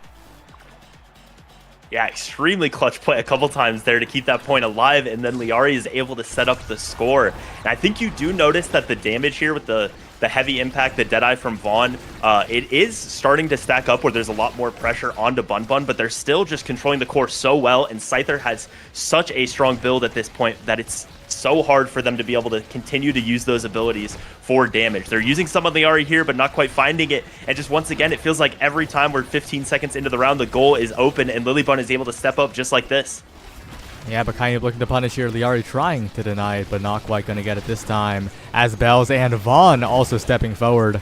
The Momentum Boots having a lot of forward presence here. As Vaughn drops back, the flip baited out. Scyther now resourceless in the enemy net. And the passing play beginning for Bun Bun. Liari looking for an angle, but denied away by Hungry Like Nephew yet again. And Lilybun gets caught out by Bells. There's the glitch pop from Kainoob to tap it in. And Hungry Like Nephew capitalize on the overextension. Yeah, and Bells did a great job of just shadowing Scyther because, like I said, with the slick kicks, the fighter flight, he has so much offensive potential once he gets the core. So Bells with that flip just stood in front of him for as long as he could, would not let Lilybun pass it to him in open space, and then eventually he found the punish on the push-up. Really well done by Bells there. He was able to hold on to that flip as well, and it's going to be a lot of pressure here as he goes for damage, goes for potentially the double barrier, but just gets one that time. Liari's got to be careful, but Bells catches the pass on the black hole angle as Lilybun sends it away for now, but this barrier advantage is huge. The KO combo is huge. The dash pop from Kainoob, but now Bells dribbling to the bottom side actually gives Lilybun an opportunity to save it there. A slight mistake from the brawler of Hungry Like Nephew, and the respawn's coming in. Yeah, Scyther's back and using those abilities on defense, getting the speed up, trying to make it happen, and Kainoob dashes a little bit too far so that they do get the core behind him. Liari falling back to play defense behind Lilybun, which is what you just see from this team all season, multiple seasons. But it is Bell who finds the double stun there, the Amy turret as well for insurance. And we're all tied up, heading to a .5 once again here. Yeah, despite the overcooking earlier, just the perfect amount on that dash punch there, getting the hits done, finding the goal, but Scyther on the other side, not getting KO'd by Kainoob's attempt on his life, and Bum Bum Bonanza off to a 2-barrier lead already in this critical final point of the set. Kainoob low, but 1 barrier earned by Bells, and the glitch pop will interrupt the pass. Bells is in the midst of everybody, not going to score just yet, but wins a strike war, and that's going to be the game tied up. Yeah, that's what just happened. Looked exactly what the Hungry Like Nephew defense has been dealing with all game. They just would not let it come out. Went for a little bit of a riskier play, but Kainoob just had the read to get that second barrier. And then it was Bells with all the pressure in the world in the corner. And it will be Kainoob, who I think we didn't say his name quite as much that time, but he was doing so much on defense and offense, found a big KO as well, and he will be rewarded with peak performance, was just going to help him stay alive, give him that speed as well. But with how Lilybun is playing, stacks on stacks going to her is going to be scary here as well, I think. Yeah, the sheer uptime on the speed, as long as those stacks are kept, will be quite difficult to deal with, walking past the enemy forwards to make plays, to strike it away. But I think a pretty good game state here for Hungry Like Nephew as well, with just a lot more stability, especially on Vaughn, right? That size, a little underrated on the Juno, makes it a lot easier to do a lot of the plays, and Bell's already finding the KO. Yeah, but the double size did mean that Scyther was still able to find himself some size as well, and this build on Scyther is very scary, but so far that's not really mattering. He's having to use all those abilities on defense here as the early power play and double barrier was found, but Liari and Scyther are now setting up. Lilybun with all that speed is able to get back for that one. And they're trying to get back into their game plan that helped in that first set, but it goes all the way around, so they won't find the conversion right here. Bell's posturing for that stun, but not quite finding it, and the core will reset back into the other corner. Yeah, the spirit of Sad Boy still living on in this team here as Scyther pulls it away. The curvature, though, unfortunately, is going to make it difficult as the core spirals around. Kainoob with flip available, waiting for the opportunity to jump in. Has to use it defensively and will send it forward. Maybe for Bells, maybe for a glitch pop. Not quite enough this time, but as overtime hits, that Juno's getting a lot scarier, and the strike war still being won by Hungry Like Nephew. Yeah, and you know, a lot of MVPs on the side of Hungry Like Nephew, but Lilybun is not letting that change her playstyle, make her scared at all. She is still stepping up all the time and finds a beautiful pass with the team player there to Scyther. We'll see if he can find a conversion, as Vaughn does have the flip, so a lot still to be done, but they do finally get the barrier open. A lot of damage found on Lilybun and Liari, and another insta flip from Lilybun off of her ultimate. Doesn't quite find it, but Scyther now with that slick kick speed, with all the size, is trying to find it, but it's the Blobos being found, and it's another insta flip on the other side. Yeah, they're getting a little fancy with it. They're trying to catch each other off guard, but everyone is so locked in this moment. Another team player attempt. The slime going to deny. The strike's going to send it away as Vaughn predicts Scyther with the Blobo bounce. And now a flame flurry to deny the big finish here as Kainoob helps just send it in the other direction in the midfield, but Scyther in position, doesn't get the strike after the hook. Liari in position, not quite enough either, as Bum Bum Bonanza are trying, but the Hungry Like Nephew defense is just so strong. Oh, and it goes between, but Liari's able to get there in time. Still being held up, and even with the team player's speed, it's just not enough for Bun Bun. They're not able to convert after all those chances, and the core goes off the slime. Vaughn with the redirect to the bottom at a perfect angle, and it is found. When you get to overtime, I feel like this Kazan with the team player on Lilybun should be so scary, and it was a lot of scary situations for them there. But Hungry Like Nephew, with Kainoob and Vaughn on the defense, were able to find it that time. Yep, taking it slow here against the big finish. They get it through and find a barrier on the other end. The Hungry Like Nephew defense, though. Vaughn, the one caught a little overextending, and the barrier does fall. Lilybun rotating it to Liari around the world. Bun Bun sending it spiraling, but unable to find the goal just yet. No big openings. The slimes, everything but Kainoob is there despite the recovery drone being popped. Hungry Like Nephew holds strong still. A flip available for Bells. Vaughn nowhere near being taken out there. And now they just transition to offense so quickly as well. Yeah, and Bells with this flip uses it a little bit far away, but is still able to find the stun there. So it's a lot of energy on Bun Bun, but the goal is open, and the core is on this side for Hungry Like Nephew, and it's a perfect glitch pop right between. Lilybun maybe in range for the flip, but didn't think she needed to there, and it's a second point found for Hungry Like Nephew. A lot of momentum in their direction now. Yeah, not a great point for Bun Bun Bonanza. Really something that you would not wish to let slip away here, but that's a barrier take. You got to reset. You got to figure out how to recenter yourself when those situations happen. And with a lot of meter, these flips might be the answer, but Hungry Like Nephew, they've got energy of their own here. Yeah, a couple flips used their Scythers as well, but just a little bit far away, and Kainoob is too fast with the strike there. And now that's going to make him a target for this damage. He gets staggered, but he manages to get the barrier. In the meantime, the pass up to Liari, and Kainoob is just always covering those. It's a very consistent setup that Bun Bun has, and Kainoob is reading it consistently. But the flip is found. They keep it alive for now, and we'll see if Scyther can convert this as Lilybun steps all the way up and tries to set him up. The timing almost found, but Vaughn has another ability. No KO found on Liari, but she's going to be pushed out of the play and have to play some defense here. Yeah, it's so rough because Vaughn is just reading Scyther so well in these defenses, and if the moment that he falters even a tiny bit, Kainoob is there to follow up. It's going to be difficult to score here for Bum Bum Bonanza, trying to set up with a big finish, trying to find the hook, trying to find anything, but it's just Scyther getting staggered. And finally, the team player core speed, a slight opening in the center of the field, and they will find one. Yeah, beautiful pass from Liari and from Lilybun to Scyther. And you see that consistent setup every time. Is Lilybun pushing all the way up, feeding Scyther the core, and Liari just covers the out clear. If it ever gets too far back, Lilybun is passing it up, and Liari is also falling back and playing defense. And every time they're able to set that up consistently, it has made for a very prolonged offense, and Bells just isn't able to get in and get the barriers. Somehow there, the double barrier isn't found, but Bells does invest the flip, finds it here. Just one more point needed for this set. It's all three members of Bun Bun playing defense, and they hold for now. They do hold, but they're still on the back foot right now. They need to find an opportunity, and the opportunity is Bells's with the dash punch power play for Hungry Like Nephew Lilybun. So much space to defend here, but the core speed's coming in. There's a cyber swipe cutting off the escape, and that's Hungry Like Nephew with the lead. Yeah, and when the momentum boots were fully stacked, it was 703 speed for Lilybun with the stacks up there. But eventually, once your teammates go down, there's just nothing that speed can do against the hard confirms of the dash from the Amy that time. And it's another set MVP here for Kainoob, going to have his pick of the litter and end up taking the twin drive, which, along with the aerials he got a couple of drafts ago, is going to be very scary. Lilybun is going to take the Monumentalist to try to have those big finishes, get some more pressure, some more damage in the corners, and Hungry Like Nephew continuing to hold their picks here. I don't think it's a great draft for them considering they got the win, but it does leave some more snowball potential with that prize fighter on Julie. Yeah, and the big problem here is that I don't really see any big win conditions for Bum Bum Bonanza, right? Of course, there's the big finish, but I think Hungry Like Nephew have been very reliably dealing with it. So I think they have to hope that Scyther can get in there, that he can succeed, or else things are going to start looking even worse. Yeah, but so far he's able to do that straight away, looking more like the first two sets that time, and then Liari gets the pass from Lilybun, is able to set up the double stun. So that's exactly the game plan. I think it's winning those barriers very, very, very quickly for Scyther with all that size, with all that speed like he was doing early on in this game. We'll see if he can find some more, but does take a lot of damage from the black hole and Bells there. So going to be hard for him to find these converts.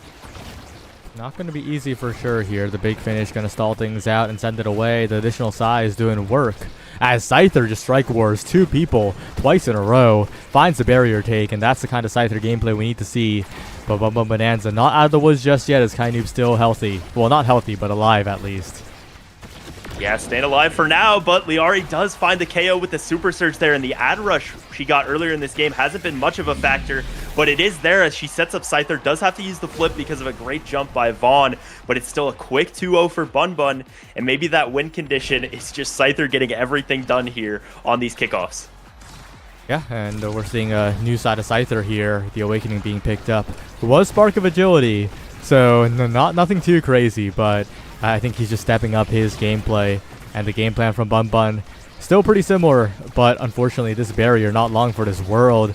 Bells is getting in there so consistently, and this 1v1, Bells versus Lilybun, it's not a 1v1 anymore. Kainoob cyber swiping in, and Hungry Like Nephew can get a goal in this one. Yeah, not much to be done in that point, and it was the defense just falling apart pretty quickly. Also a lot of energy still on the forwards of Hungry Like Nephew, so going to be a little bit scary. But Lilybun up to 106 stacks now, so getting close to that huge speed increase that she could find, but it feels like with what Hungry Like Nephew is finding on offense, wow, the speed won't matter. And right there, it's the core speed that finds a perfect angle for the double barrier. Scyther trying to hook, trying to set this up, and it's Liari instead in the corner who sends it in just like the first point, and we're headed to a set 5 on this first map of Grand Finals. Set 5 approaches, and if there's a player you wanted for that first pick, it is Scyther 12, the pick of the litter. And also importantly, right, the Juno of Vaughn further down in the pick list, that hot shot looking extremely deniable. Yeah, and I think it's a little bit difficult here between Primetime and Might of the Colossus, but we'll go for the Primetime. I think those hooks are just going to be so easy to punish a Juno who doesn't have something like Primetime or Twin Drive of herself. She's just going to run out of cooldowns, and he's still going to have a second hookup. That's going to be very scary. And like you said, Hot Shot, the Estelle being ahead of Juno here is a huge factor. So although Kainoob is able to get that extra special, which is really, I think, something great for Hungry Like Nephew, the rest of the draft is very Bun favored. And that prime time, that hot shot that the forward duos were able to get is going to be very scary as they almost get double barriered there. Keep one up for now, but Scyther is still going to have a lot of agency in this offense. Yep, it's up to Lilybun to get it out of the corner here, and will do so. Liari will send it forward, and Vaughn, while trying to save it, will double barrier. Now Liari, though, in a lot of trouble. The spec training on that Flame Flurry, gonna make sure she has no chance of survival there. And 2 barriers are taken. It's a power play for Hungry Like Nephew. Lilybun winning the strike war in the midfield, but Kainoob is flipped this time. Still defending desperately, but it will be Kainoob sending it ahead, and Hungry Like Nephew, a good start in this 5th set. Yeah, some extreme patience by Kainoob, just doesn't want to use that flip and is able to hold on to it. So Kainoob and Bells both close to a flip here. That's going to be a lot of offensive pressure. And we saw Liari just taking one ability there. It can snowball into a lot, and that spec training is going to confirm those kills as we saw that time. But a good setup into the corner here now. Liari and Lilybun going to be able to pass back and forth between each other, try to set up Scyther on this offense. The angle just barely missed. Could have potentially been a double barrier, but it's Scyther going down with a full flip here. That's going to be a huge swing, and now all 3 members of Hungry Like Nephew active in the offense. The flip invested, and that's 2 quick points. Yeah, and a bit of greed in the energy usage, right? When the opponent has spec training Juliet, you need to evade the Flame Flurry, and I think Scyther was just too confident. Oh, I could just tank it and use the flip when the core comes around, but the core never came, and he was taken out by the dash punch. Yeah, and it also means 3 prize fighter stacks for Bells extremely early on here as Scyther moves all the way through the turret and Vaughn there, so able to get the barriers open early on. Almost finds the hook to confirm the goal there, but not quite. Lilybun trying to set him up, and Liari as well. The flip will have to be invested, but Scyther instantly hooks that one back. That prime time already showing itself, and Bun is able to extend this set 5. A 0.5 might be approaching here, especially as Vaughn and Bells are critically low on energy. Big opportunity for Bun Bonanza to find something big here, but Bells already stepping up. Bells getting double barriers here, and now Kainoob with the Firewall Sentry, Cyber Swipe, everything for Hungry Like Nephew as they take the first game. And that specialized training for Bells found so much value in that last set. Found the double barrier right there, and then that last setup was just impossible. It was a great showing from Bun, and that Kazan build had the chance to carry that game, but it just wasn't quite enough. There was a lot of coordination on the offense on those last few points. A few KOs found for Hungry Like Nephew as well, and it will be Kainoob getting the MVP of that game, just doing so much. Lilybun with the most redirects in the lobby as we get to the post-game screen here, but it's still just enough. Kainoob and Vaughn doing so much on offense and on defense there, and it's Hungry Like Nephew taking this one map away from being our Season 6 champions. And it was pretty dominant, right? Even though it did go to a set 5, I think when Hungry Like Nephew were winning their points, it was the whole team just feeling like an overwhelming force. While when Bun was winning points, it was Scyther 12 finding a big opening and doing Scyther 12 things. Yeah, it felt just so much harder for them. And like Scyther had to really win every single interaction. And for a while that's the reason they were able to get it to a set 5. But it just wasn't quite enough that time. So for our second map, we will be headed over to Night Market, so could be a very long game, will be a very different game here. But I think, having Vaughn and Kainoob in this game, it just means like so many different things can be picked, and I think it's very hard to predict the draft here. But Bun, they kind of play their game plan. They played it that time. So will be a little bit easier to predict them. But going into this draft, I think it's very scary trying to draft against Vaughn and Kainub. Yeah, and well, it looks like Vaughn is being subbed out for You Already Lose in this game, so it won't be the dynamic MVP duo anymore, but it will be the roster that got them to this grand final from the winners final today, and we're gonna be on that night market, right? So any big thoughts? Yeah, I did just notice that Vaughn decides to go for red side here, which they did earlier in their series as well. In their second map on Amy's app, I believe they went for red side. So it's something that they're prioritizing. I think it's getting more of a duo rather than a priority first pick, and I think that's partly a product of players like Kainub who can just pick anything. It makes you more so want to have a cohesive team comp than just one pick feeling especially important. But yeah, going into this series, I was wondering if either Vaughn or Kainub might sub out at some point. Either you put in the roster that got you here in playoffs, or you put in the roster that got you to the playoffs in regular season. But it is the roster that we saw last week. It's You Already Lose, Bells, and Kainub here with the chance to win it.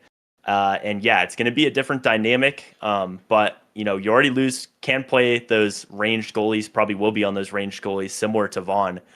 So might not be too different of a game plan still here. Yeah, we'll see. We'll see what happens here. As it looks like my camera has frozen. Okay, we're back.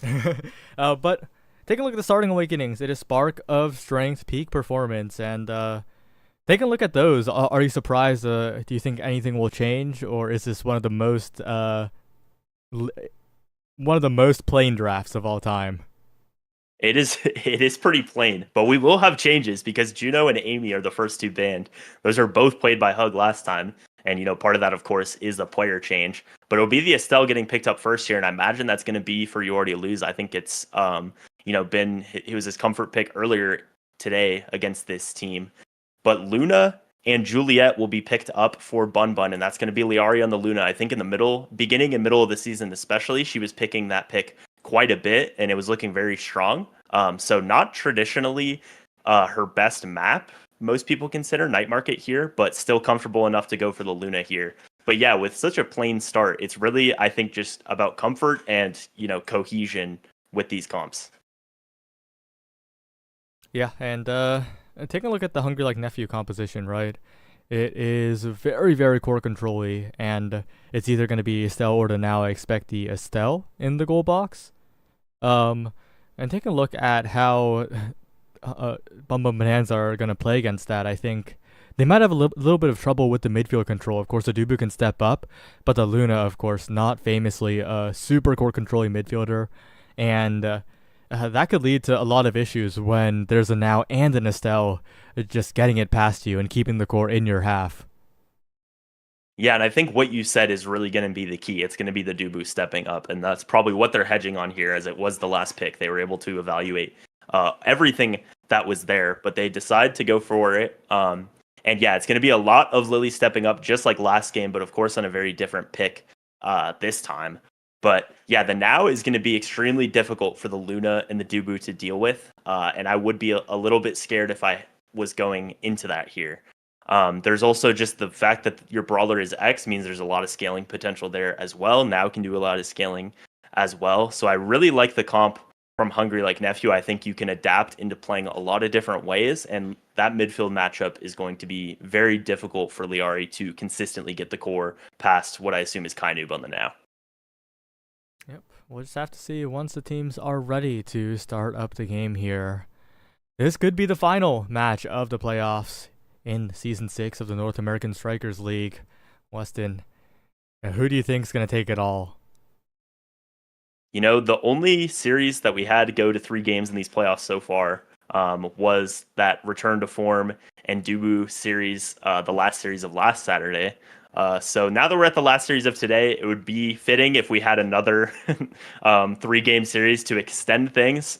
But looking at this comp, looking at how these teams have played today, I think Kainub and Bells have just looked so strong, even when it's not as flashy always. Like they talked about on the pregame show site, they're talking about how Kainub doesn't necessarily make that many flashy plays, but he just does everything right.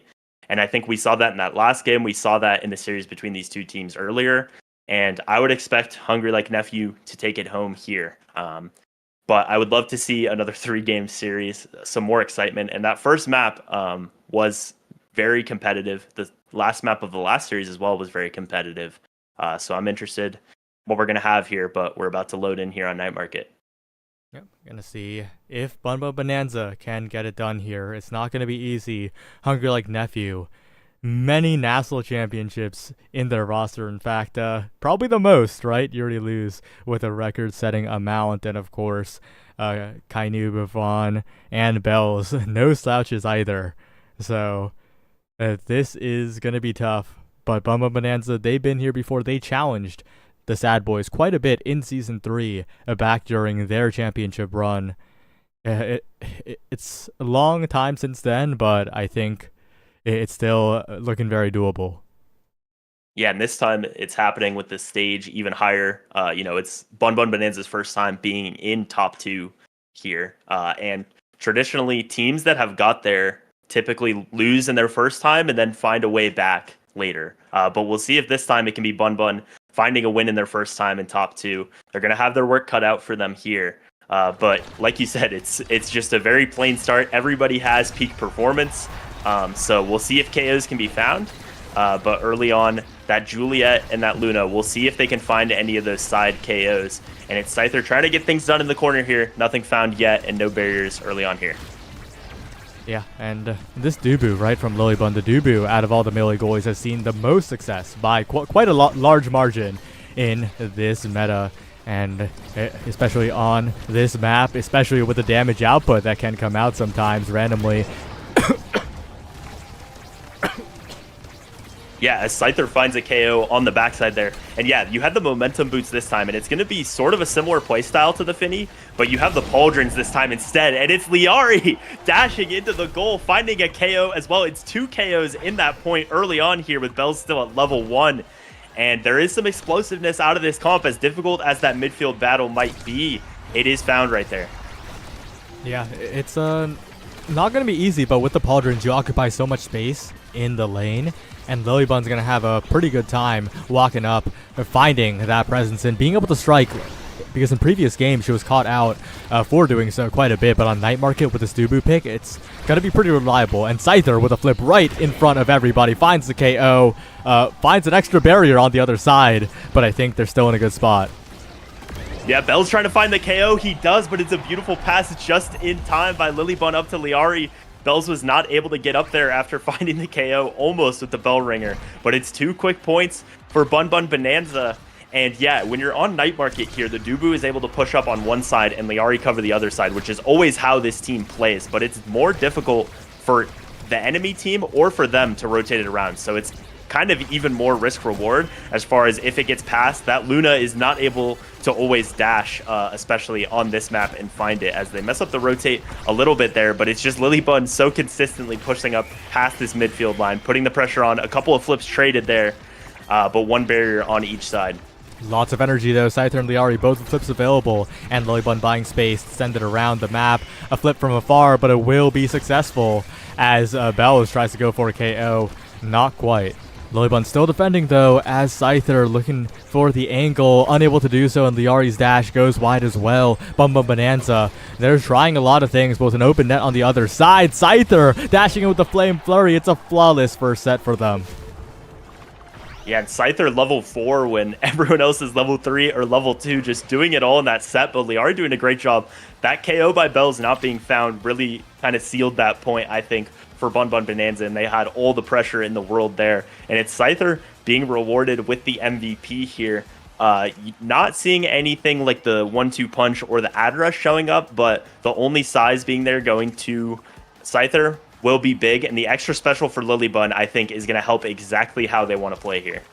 Yeah, it's going to let those Tofu Fortresses block the lanes. It's going to let her push up so much more reliably, and the hotshot is such a highlight awakening as well on the Luna, right? At the core speed, going to be able to cheat a lot of defenses against the relatively immobile Bells. Yeah, and it's just what they have in the draft, their characters as well, it's so many different ways to win here, I think. It's those push-ups, it's the KOs found from Liari, the core speed from Liari, and it's also Scyther, just like in last game, the points they found, doing it all. Liari falling back for defense there as well, and as they survive that push from Kainoob and Bells, they have both barriers open on the other side, but Bells doing a great job rotating all on his own there. Both barriers open here. There's desperate defense from Scyther. The dash punch burned as Liari tries to get it forward. Lilybun forced to burn the log, and the Crater will send it away for now. Scyther trying to set up, looking for the dribbling play. Gets around, goes to Bells, and Lilybun, a rare striking error right into the hands of Bells, who will say thank you, and it's 1-0. Yeah, I really wanted to get the core to Scyther there, but just waited a little too long. Had the clear up to Liari potentially if she could get it around the bell ringer.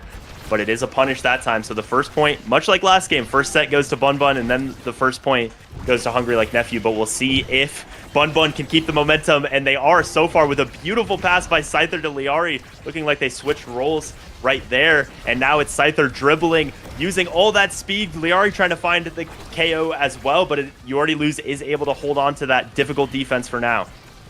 Yeah, and Lilybun looking a lot more comfortable with the barrier still alive. Scyther looking comfortable in the corner with the dash punch, a KO, and the goal found as this set's evened up. And they're not slowing down at all. Yeah, You Already Lose's job has been extremely difficult here with so many things. You know, you have the Luna covering the cross clear, you have Scyther dashing in and covering if you clear back into him, and with all those hit stuns, and then you have Lilybun pushing ahead and using those Tofu Fortresses.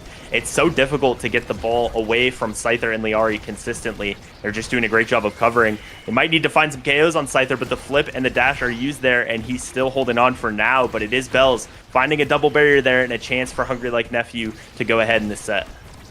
A big chance with this open net, but that's going to be Bells advancing here, looking for the dribble. You Already Lose, snipes away Scyther, and the power play begins. Liari with the flip still available. Oh, good strike by Lilybun to get it past the primary of Kainoob, and a flip away now. The strike burned. Lilybun still defending, and the log will send it past the bull rush.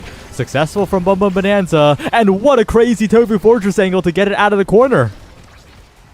Yeah, the Tofu Fortress dribbled it directly upwards back into Lilybun's arms. Could have been a disaster there, but instead is found, but the push-up is punished, the flip used, and so absolutely no way to get away from that KO from Bells, who had the X Maximus, and it'll be an easy conversion for Kainoob into that top side. That's what can happen.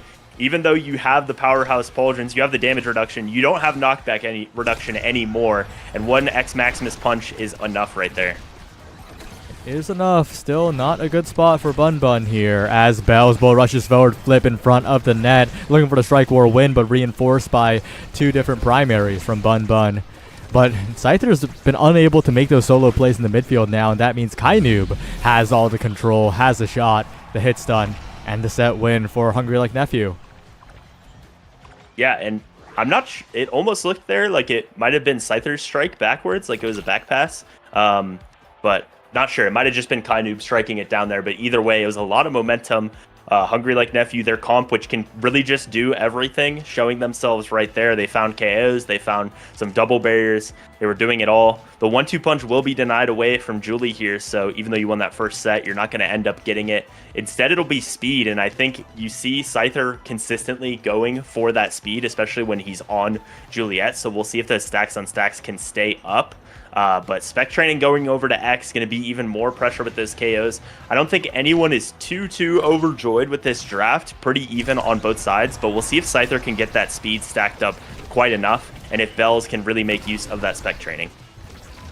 Yeah, that'll be very important here, especially that spec training, as Bells has been finding a lot of damage. The KO is usually confirmed by someone else, but that damage output has been a huge factor. Scyther, though, dribbling around absolutely everybody, and Liari finds the boost in, almost KO'd by the dash punch, but still staying alive, and Scyther keeping the core in control. Lilybun sending it forward as Liari's now in position. Good evade by Kainoob, and the dash punch goes wide. Bun Bun, though, unrelenting on the offense here.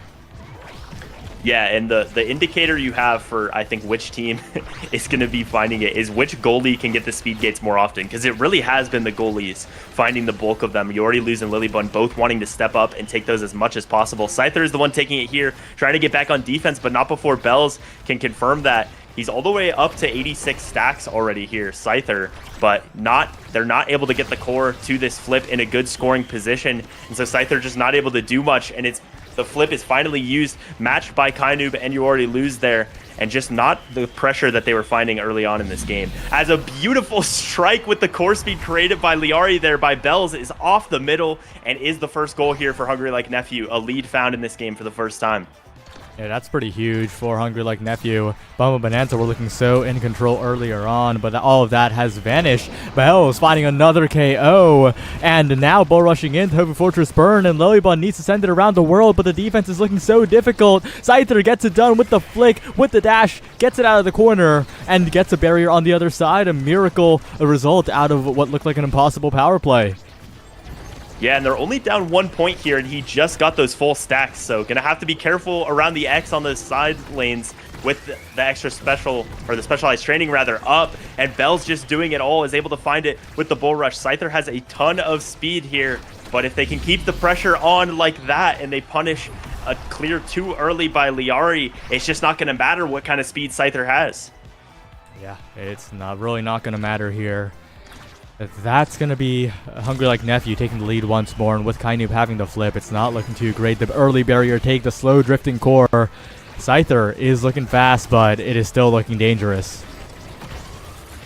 Yeah, using Slick Kick's peak performance and the max stacks right there to run around everybody. It's just so difficult for You Already Lose and Kainoob to get it around him if they can get these opportunities more often, but it is the Crystal Thorns get it past Lilybun, open up the goal. Kainoob pushing in, and Liari is able to get it past. Not able to get the barrier for now, but that does stall the defense for now. But the pressure is just coming in. The flip was found on that very last strike, but not used quite in time. And it's Kainoob and Bells putting so much pressure and putting Hungry Like Nephew just one set away from being NASL Season 6 champions here.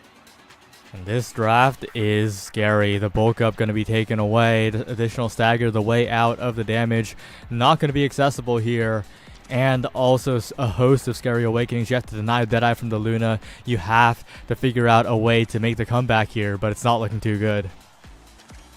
Yeah, and I think a player like Scyther really likes having the Twin Drive. He uses those cooldowns for core control, and also going to help stack up these stacks here consistently. But it means that, you know, the Deadeye and the Super Surge are taken away, and then your Luna isn't going to get any of those three. Going to have to settle for the Prime Time here. So just great awakenings found all around for Hungry Like Nephew. I think Bun Bun not quite finding what they would have needed for this game. Scyther still has a lot of pressure with his cooldowns, as you see right there, but it's going to be difficult for Bun Bun. But if there's any chance to do it, it's when they're all pushed up on offense like that. Yeah, big goal for Bun Bun to try and keep themselves afloat here, building up a lot of meter on Scyther as well.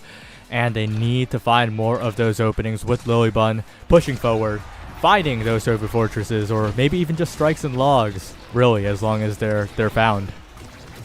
Yeah, and that point was not very long, but Scyther was still able to find 70 stacks, now up to 78 as he finds one there. Has the flip as well, and he's just doing everything here. Finds both barriers quickly, uses the flip, doesn't quite find the goal as Liari drops back to play defense here. A lot of pressure from Bells, and it just flips around so quickly. Bells turns it around, finds both barriers, a KO as well, and it'll be a power play for Hungry Like Nephew. Okay, 6 more seconds, 5 more seconds trying to defend, and they successfully do. Scyther winning strike war after strike war in the midfield to make sure that Bun Bun do not go down here. A flip from Liari in the midfield up to Scyther, looking for a dribble, looking around everybody. It will be defended away by You Already Lose, interrupted by Kainoob. And now Lilybun with the Tofu Fortress, but it gets right through, spit right back out. The angle is looking chaotic as ever, but unsuccessful. Our Bun Bun Bonanza. Yeah, both dashes went wide there, and now Liari is punished on the side. That Spec Training is just finding so much, and it's a perfect strike for Bells. The angle puts it into the goal. So many chances defended there by You Already Lose and Kainoob, and Bells rewards them with the point. Just 2 away here for Hungry Like Nephew, and back and forth this game goes. Things can turn so quickly. Scyther does have the full stack, so a ton of speed, but it just feels like he has to do everything on these points on offense with how much space Kainoob and You Already Lose are able to cover. Yep, a lot of damage onto Lilybun as Liari goes for a hot shot play, but Kainoob, like you mentioned, just covering space, making it so difficult and not being taken out by Scyther's slip attempt. That's the energy gone, but at least 1 barrier earned. And Scyther, although he has the speed, I'm not sure if it's enough. Yeah, and taking some damage there as well as Bells once again just running in. We've been talking about Scyther, but Bells is doing so much on this offense here. Finds both barriers there, almost a KO. It is kind of going down, but has the recovery drone to stay online here. A ton of energy for both the goalie and the midfielder of Hungry Like Nephew, and if they can get it past that wall, it's going to be Bells who's able to run them down potentially and put the pressure on like he has throughout this game. So far, they're able to keep it in. The flip used. Bells strikes down to the bottom and just barely misses, but it does force the flip out. The dash is matched by the roll, so for now, Bun Bun will able to be holding on to this point here. Oh, but what a strike by Bells right between Liari and Lilybun. Finds the smallest of openings. And now they're on match point here. NASL point. It's 4-peat point for You Already Lose. Yeah, a chance for 4 championships for him here. And we'll see what they can do. Scyther, it feels like every time on these kickoffs, he's able to put the pressure on. But if Kainub and You Already Lose can get it away from him for any long amount of time, Bells is just able to do it all. It looks like he might be looking for a KO there. The damage is found, but not enough for the KO here as Liari trying to set Scyther up. Finds one, not quite winning the strike war for the second. The flip will be invested as they rotate it around here, trying to set up this 0.5 here. Trying, and Scyther is in there, but the dash punch will not catch the core. And Liari now trying to find the hot shot play, but You Already Lose just calmly defending. He's been here before. He knows what it takes, and Bells capitalizes, finds the KO on the Luna. Lilybun dribbling, stalling, Tofu fortressing, and Scyther looking for anything to give themselves some way to get back into the game, but nothing even close to a goal. They hold 2 barriers still standing, but Hungry Like Nephew, I think, completely unfazed. And they might finally be able to kill Scyther here. He's having to drop back, grab the orb, so he does stay alive for now. A lot was invested to try to kill him, so they weren't able to get the barriers on that power play. As You Already Lose does have the strike shot up, so is able to save that one. But Bells is just getting closer and closer to this goal and has put so much pressure on Lilybun every time he gets in there. Scyther tried to go for the hero play with the flip, but it doesn't happen there. That might be a great position for Hungry Like Nephew here to try to convert, try to force out this flip and get this last goal here. Yeah, Lilybun's going to be forced to flip soon, and that's exactly when it happens. Scyther, though, what a dash, what a strike. Finds the flick to the bottom side, and suddenly Bum Bum Bonanza showing a little bit of life. 1 goal away from another set 5 situation. Yeah, and it could just be 1 point that turns it around here. There's still a lot in these drafts that these teams would love, so as much as it feels like the momentum has been on the side of Hungry Like Nephew since this first set, it could be all tied up with just 1 point as the dash from Liari not able to save that barrier quite yet. They're pushing back here, but 1 barrier still standing for Bun Bun Bonanza. Yeah, Bells got it around, earned a barrier, potentially the second to last barrier here, as Liari flies all the way around the world, but loses control. You Already Lose finds the KO. It's a huge opening now in the power play, but Scyther defends everything here, looking for even more. A flip to stall it out, a flip to try and find a barrier, unsuccessful, but still looking good here for Bum Bum Bonanza. Yeah, they're able to keep it alive. Liari wins a crucial strike war right there, but is not able to get it around Kainub and Bells. The log, the strikes, but Bells does win the strike war. He's setting up for the goal right here. Looking for the opening to the top side. Lilybun not giving it to him just yet. You Already Lose, flip available. But Scyther will just strike it away just like that, looking for the second barrier. But Liari dies again while dashing forward, and now Bells has all the control in the world. Kainub's in there. A second KO found by Bells, and he gets the strike as well. 3-1 in this map, 2-0 in the series, and Hungry Like Nephew are your NASL Season 6 champions. Out of all the ways to end, it had to be that one. They find the KO. They find another after the Tofu Fortress, and they just pass it around for the victory. The most decorated players in Omega Strikers are getting it done yet again here. Yeah, and as soon as this scoreboard is on stream here, and it is there, you can see Kainub with the performance there on the now. There was just no way to get it past him consistently, and all 3 members doing a ton there. Bells finding 7 KOs in that game, finding the conversions, and just so difficult. Both of those maps, it felt like Bun Bun had chances. They had so much fight in them to find the 3 sets that they did, but it was always Hungry Like Nephew who were just consistently able to outplay them. And we saw it there all season. It's what they did, and now they are your champions. So consistent, so good at what they do, and of course, they play whatever it feels like, right? The Now, not a common pick in the current meta, but they pulled it out, and of course, Kainoob looked as good as ever on it. Yeah, and they even had different players in these 2 games of grand finals, completely different comps, completely different picks, but whatever it was, they were the best team in the league. It looked like it really all season after the first few weeks. It looked like it in our first week of playoffs, and today they certainly showed it as well. So they're able to take this home, and they are your champions. Yep. And with that, Weston, anything you want to say before we head to a break and then immediately to the post show? It was a great season. We only had 1 3-game series in these playoffs, but still so many close games. And a really, you never knew where it was going. I think in the middle of the season, it didn't necessarily look like Bun Bun and Dubu would be in your top 3, but so many great performances, so many different players who found themselves in top 3, but it ends up being, the tried and true veterans who win it here. So just an awesome season. I'm excited for our post show to see what the players are thinking, but it was a pleasure to cast this series with you. Yeah, and with that, don't go anywhere, everyone. We're going to have a post show right after this with the winners interview, so we'll see you in just a second. Don't go anywhere.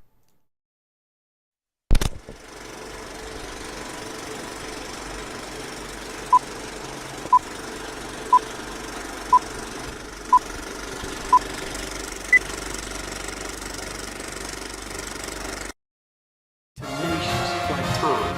Resilient like Jerry. Dog like Spike. Hungry like Matthew.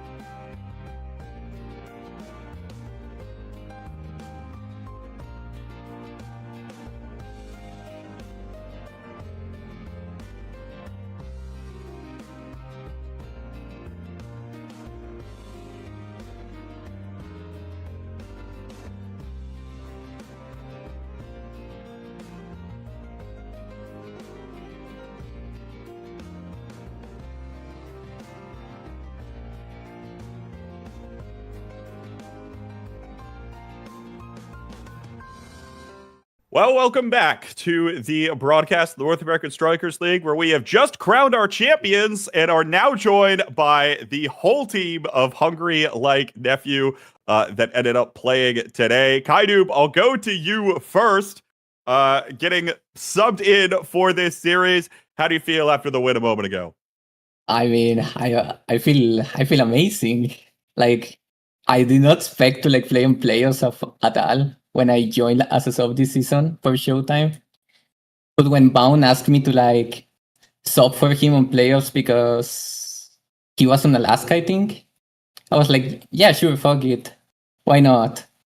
And also, I took it as a chance to like play with Caleb and Ali because like I will say it, I have been a Sad Boys fan since like release, and I have always wanted to team up with them for like something.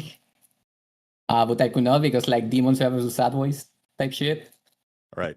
Well, yeah, overall, I'm just happy I was able to like perform and win them this season. Because what's one more title added to your plethora of already NASL chip titles, S tiers, so on and so forth? Bells, I'll go to you now. Nice to see a new team win the North American Strikers League. How did this one all come together?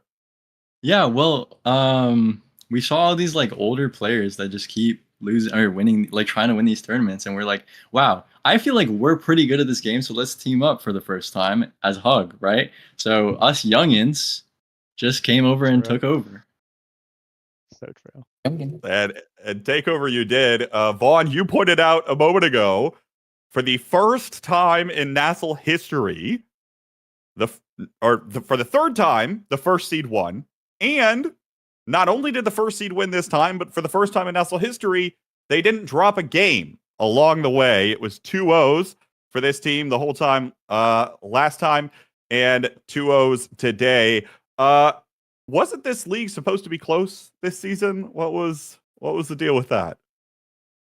Bro, I'm sorry. I was distracted. I was distracted looking at my brawler because his arms are looking massive right now. Can you give a little flex? Can you give a little flex on your phone, bro? All right, my ready? goodness. Here, Yeah. a little flex. Whoa! Oh my goodness. We're making games. Oh, That's it's a like problem, the Flash. Wow. Drakkar guns are on his body. Jesus. That's why it wasn't close at all. My brawler put on like 50 pounds of muscle, so he's gonna obviously outbrawl everyone else. Yeah. And then goalie is a joke of a role. This role is so easy. Okay, I'm finally gonna stop being like a humble guy, even though Scyther walked me game one. This role is like so easy. It's just midfield. If all of the difficulty of midfield was removed, and you could pick any character you want with any gear, because all four of them are good. So at that point, it was just chill, and it was a good season. I mean, the games week by week were competitive and fun in the regular season. And then towards the end, it was fun to get to play with Kainoob and A. Shout out to A. Good luck to him tomorrow. Polar Cortex NASA Winners Finals W. So Okay. I loved playing the season. It was fun to like master a different role. That like actually is fun to play. So it was a good time. K-Bot. Speaking of mastering a different role, I'll turn to you now, Caleb, because obviously entering this season, you're now in the midfield slot, which some people could expect Vaughn to go back to playing goalie, but I think most people would not have expected you to come in playing midfield. And then obviously circumstances arose and you're back in goalie for a decent chunk of the day. But what was it like to learn the midfield role and go up against that crowd? I'm gonna be honest. It was pretty bad. The player base is like not there to be able to grind games consistently, in solo queue and stuff. So learning the role was really difficult. But when Vaughn gave the news like, "Oh, I won't be able to make playoffs," I was like, "Okay, I'm just gonna scratch midfield entirely and just focus on goalie for the rest of the season."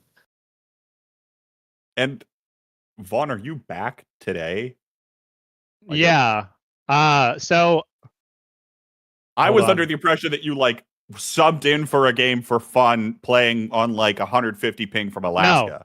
No. But I'm down to perpetuate that if you thought I played that well, lagging. Unfortunately, that was my best on my home connection. It felt really cool when I had two different people ask me, "Yo, did you just play from Alaska?" Insinuating that, like, oh damn, like you kind of looked mid as. I get it. No, originally what was gonna happen was I was supposed to fly in on like a red eye Friday night. So I was essentially gonna land, go right to bed, and then after missing last week and Caleb, like we set up like dedicated like scrims twice a week where like sometimes my land team, shout out to my fellas, we would scrim this roster. So it felt like self-sabotage to be like, oh, okay, let's just sub in Vaughn 12 hours after he lands on like a 4-hour time zone difference when Caleb's been practicing. But then I got home on Thursday. So I landed at the airport at 6, scrim at 7. Then Friday, I just didn't do anything on the PC. I played League of Legends with Ali on our Smurfs. Oh.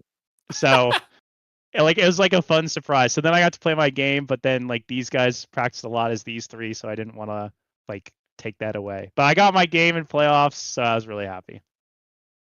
All right. I guess other thing, Vaughn, you didn't get the chance to react to it yet on a broadcast. You were voted MVP by your peers this season. What does that kind of mean to you to finally have that title back from your current teammate? My teammate. It feels, long story short, it feels deserved because I yap a lot, but I think other than Leon, I don't think anyone worked as hard as me. I just don't, like, maybe they did and I don't know, which is fine. Like, I'm not trying to say like I deserved it over people, but I knew like my work made it so I could win it. So I just, like, I'm sure when people like who watch my stream, like every day of the off season when I knew I was swapping, I streamed in-houses every day for goalie for hours and hours and hours. I would spam in Westcord that I wanted to fill every scrim. I think I've scrimmed against like every NASL team and some NASA teams like by myself, like just all the time because it was summer break for me as a teacher. Like I grinded so much. Like I got really good at different styles. I entered weeklies a bunch. So I was really proud that people recognized like I had put in that work, and it also made me happy that people recognized like my impact I had on my team. Because I had to play like a specific style during the regular season, and I was good at it. But it wasn't easy. So I was really proud of myself, and I was proud of my teammates who accept the way that I play goalie because it is not how everyone likes to play goalie. So sometimes it's hard to play with. So that's my answer. Good deal. Next, the one question I want to ask is for Kainoob here, as the other, only other NASL MVP in existence. What is it about the way that you and Vaughn approach the game that makes it so difficult for anyone else to get up to that same level? Because now we've been playing this game for 3 years. I mean, the pre-launch alphas, the buff that you get from that should be out the window by this point. What is it about the way that the two of you approach the game or the way that the two of you play the game that puts you on the next level? I feel, at least for me, I feel like everyone on this game just likes to overthink like the way like they want to play, like like how they take decisions. Meanwhile, I just like, oh, I just strike it forward. Oh, it doesn't work. I just strike it somewhere else next time. As simple as that. He's spitting though, like actually. Like Okay. I just feel like people overthink a lot instead of doing So you hear that? the simple things. So just think less is all I'm hearing. Yeah. And then you'll be Think NASL MVP. Think less if you're a NASL player. Think more if you're not. Because the amount of times I'll be like, why did you do that? And they're like, I don't know. I thought it was good. And I'm like, but why? And they're like, I don't know. It's just, yeah. Think less if you get really good and think more if you're not good. Don't forget the hidden secret strike tech that we're gatekeeping. Oh, true. Okay, well, that we weren't going to bring that up on stream, obviously. Well. So now it's over. All right. Well, Caleb, I'll turn this one to you. What's next for this team? NASL season 7 is going to end up happening, but maybe not for a little bit. So what is next for this roster and for the players here? Well, speaking for myself, this is the last season I'm gonna play. But I know Vaughn is really passionate about the game still, so he's gonna keep playing. I'm sure. I'm sure my team will continue playing the game and have fun, but I will not be continuing forward. Well, No, Caleb. salute to you, sir. 2-7. Bells, how do Hey, you 4 feel? chips though. What's Oh, next? my bad. What's next? Well, I want to keep playing, so I'm gonna keep playing. Is what's So next it's for just me. going to be Kaidu slots into this roster, and it's the All-Star team that no one can ever beat. Who could say? Who could say? The next season's a long way away, Kmon. Who could say? So many possibilities. It could be. It could That's be so anyone, true. to be honest. Yeah, true. All right. Well, I guess we'll have to wait and see. We'll go down the line for shout outs, final remarks, anything else you want to say. I'll let the floor fully be yours. And I'll just go in order down the broadcast here. So, Vaughn, we'll start with you. I will start with our entire roster.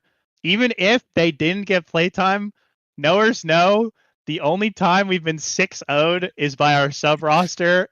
We scrimmed them one time week 2.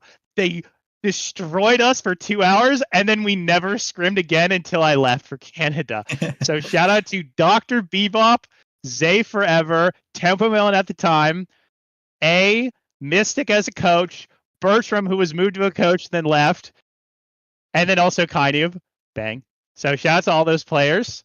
And I'd like to shout out Huss for being probably the person who appreciates like the spirit of competition the most, because Kainub was on his roster, and obviously the whole situation has been explained before, but Huss heard the problem we were going to have, and like Caleb was out at the end of the season, then I was out, and he was just like, yep, I want to make sure that if I win NASL, that you guys are not, there's no asterisk. So obviously it was like kind of his own choice too, but I just want to like make sure I shout out Huss, because he was immediately like, yep, like I want that to happen. Like I want this season to just be like as legitimate as possible. And he did not need to act like that. And he's always like super proud of us, win or lose, no matter what he does. So I wanted to shout out him. And I know there's a ton of shout outs that I will not remember. So I will leave it there. But I will shout out my next teammates for the Denver LAN, Cardbox and Dropletto. I'm really, really enjoying playing with them. I'm looking forward to more of our games, like win or lose that LAN. Like I'm just looking forward to that a lot. So I'd like to shout out those 2 players as well. And it's time for us to get a chip together. So if I didn't shout you out, obviously I know there's like a million people in this community, but I think I'll leave it there, and then shout out, of course, Bestie and Slot for keeping the train going. So I'll end it there. Sounds good. Bells, to you. Shout outs, final remarks. Floor is yours. Okay. First of all, huge shout out to Caleb, because one, he stuck with our team. He played midfield even though he didn't really enjoy it. He hated it. 2, we don't so we have our disagreements a lot, but we always seem to resolve it, and he's always been a super good teammate to me, and I really enjoyed all these years of playing together. So yeah, big shout out to Caleb. Shout out to my teammates, of course. Shout out to all the brawlers, because we're all kind of nice like to each other, and that's rare here. So yeah, I won for those guys too. And then I feel like I'm missing someone. That's how I felt. Let's see. Well, if I remember, I'll shout them out later. But yeah, shout out, shout out, Bestie and Slot. Thanks, guys. You guys are awesome. All right, Caleb. Shout outs, final remarks.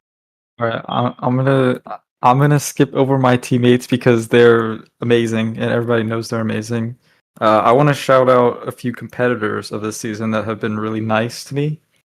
and kind. I want to first shout out Josh Gramella. He was maybe the most supportive player on an enemy team when I was role swapped, and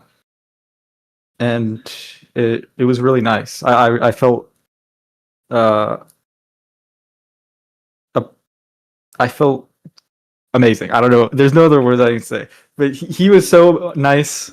I needed to shout him out. Also, I want to shout out Huss because, like Vaughn said, his competitive integrity is through the roof, and he is also amazing. And then I wanna give my final shout out to Leon because he was my teammate in season 1, and he played his heart out this season, and I really respect him. All right. And Kaidu, last one. I don't think I got anyone to shout out other than like the Showtime team and the Hungry Like Nephew team for accepting me like a retired player that's washed on the Right, sub roster. Unproven Unproven. free agent. Yeah. I mean, yeah, shout out to Hungry Like Nephew. Demon Slash, shout outs to them. Snake, if you're watching this, please friend me back. I don't know why he blocked me. But and shout out to my dog that was sleeping on my lap in the entire playoffs. W dog.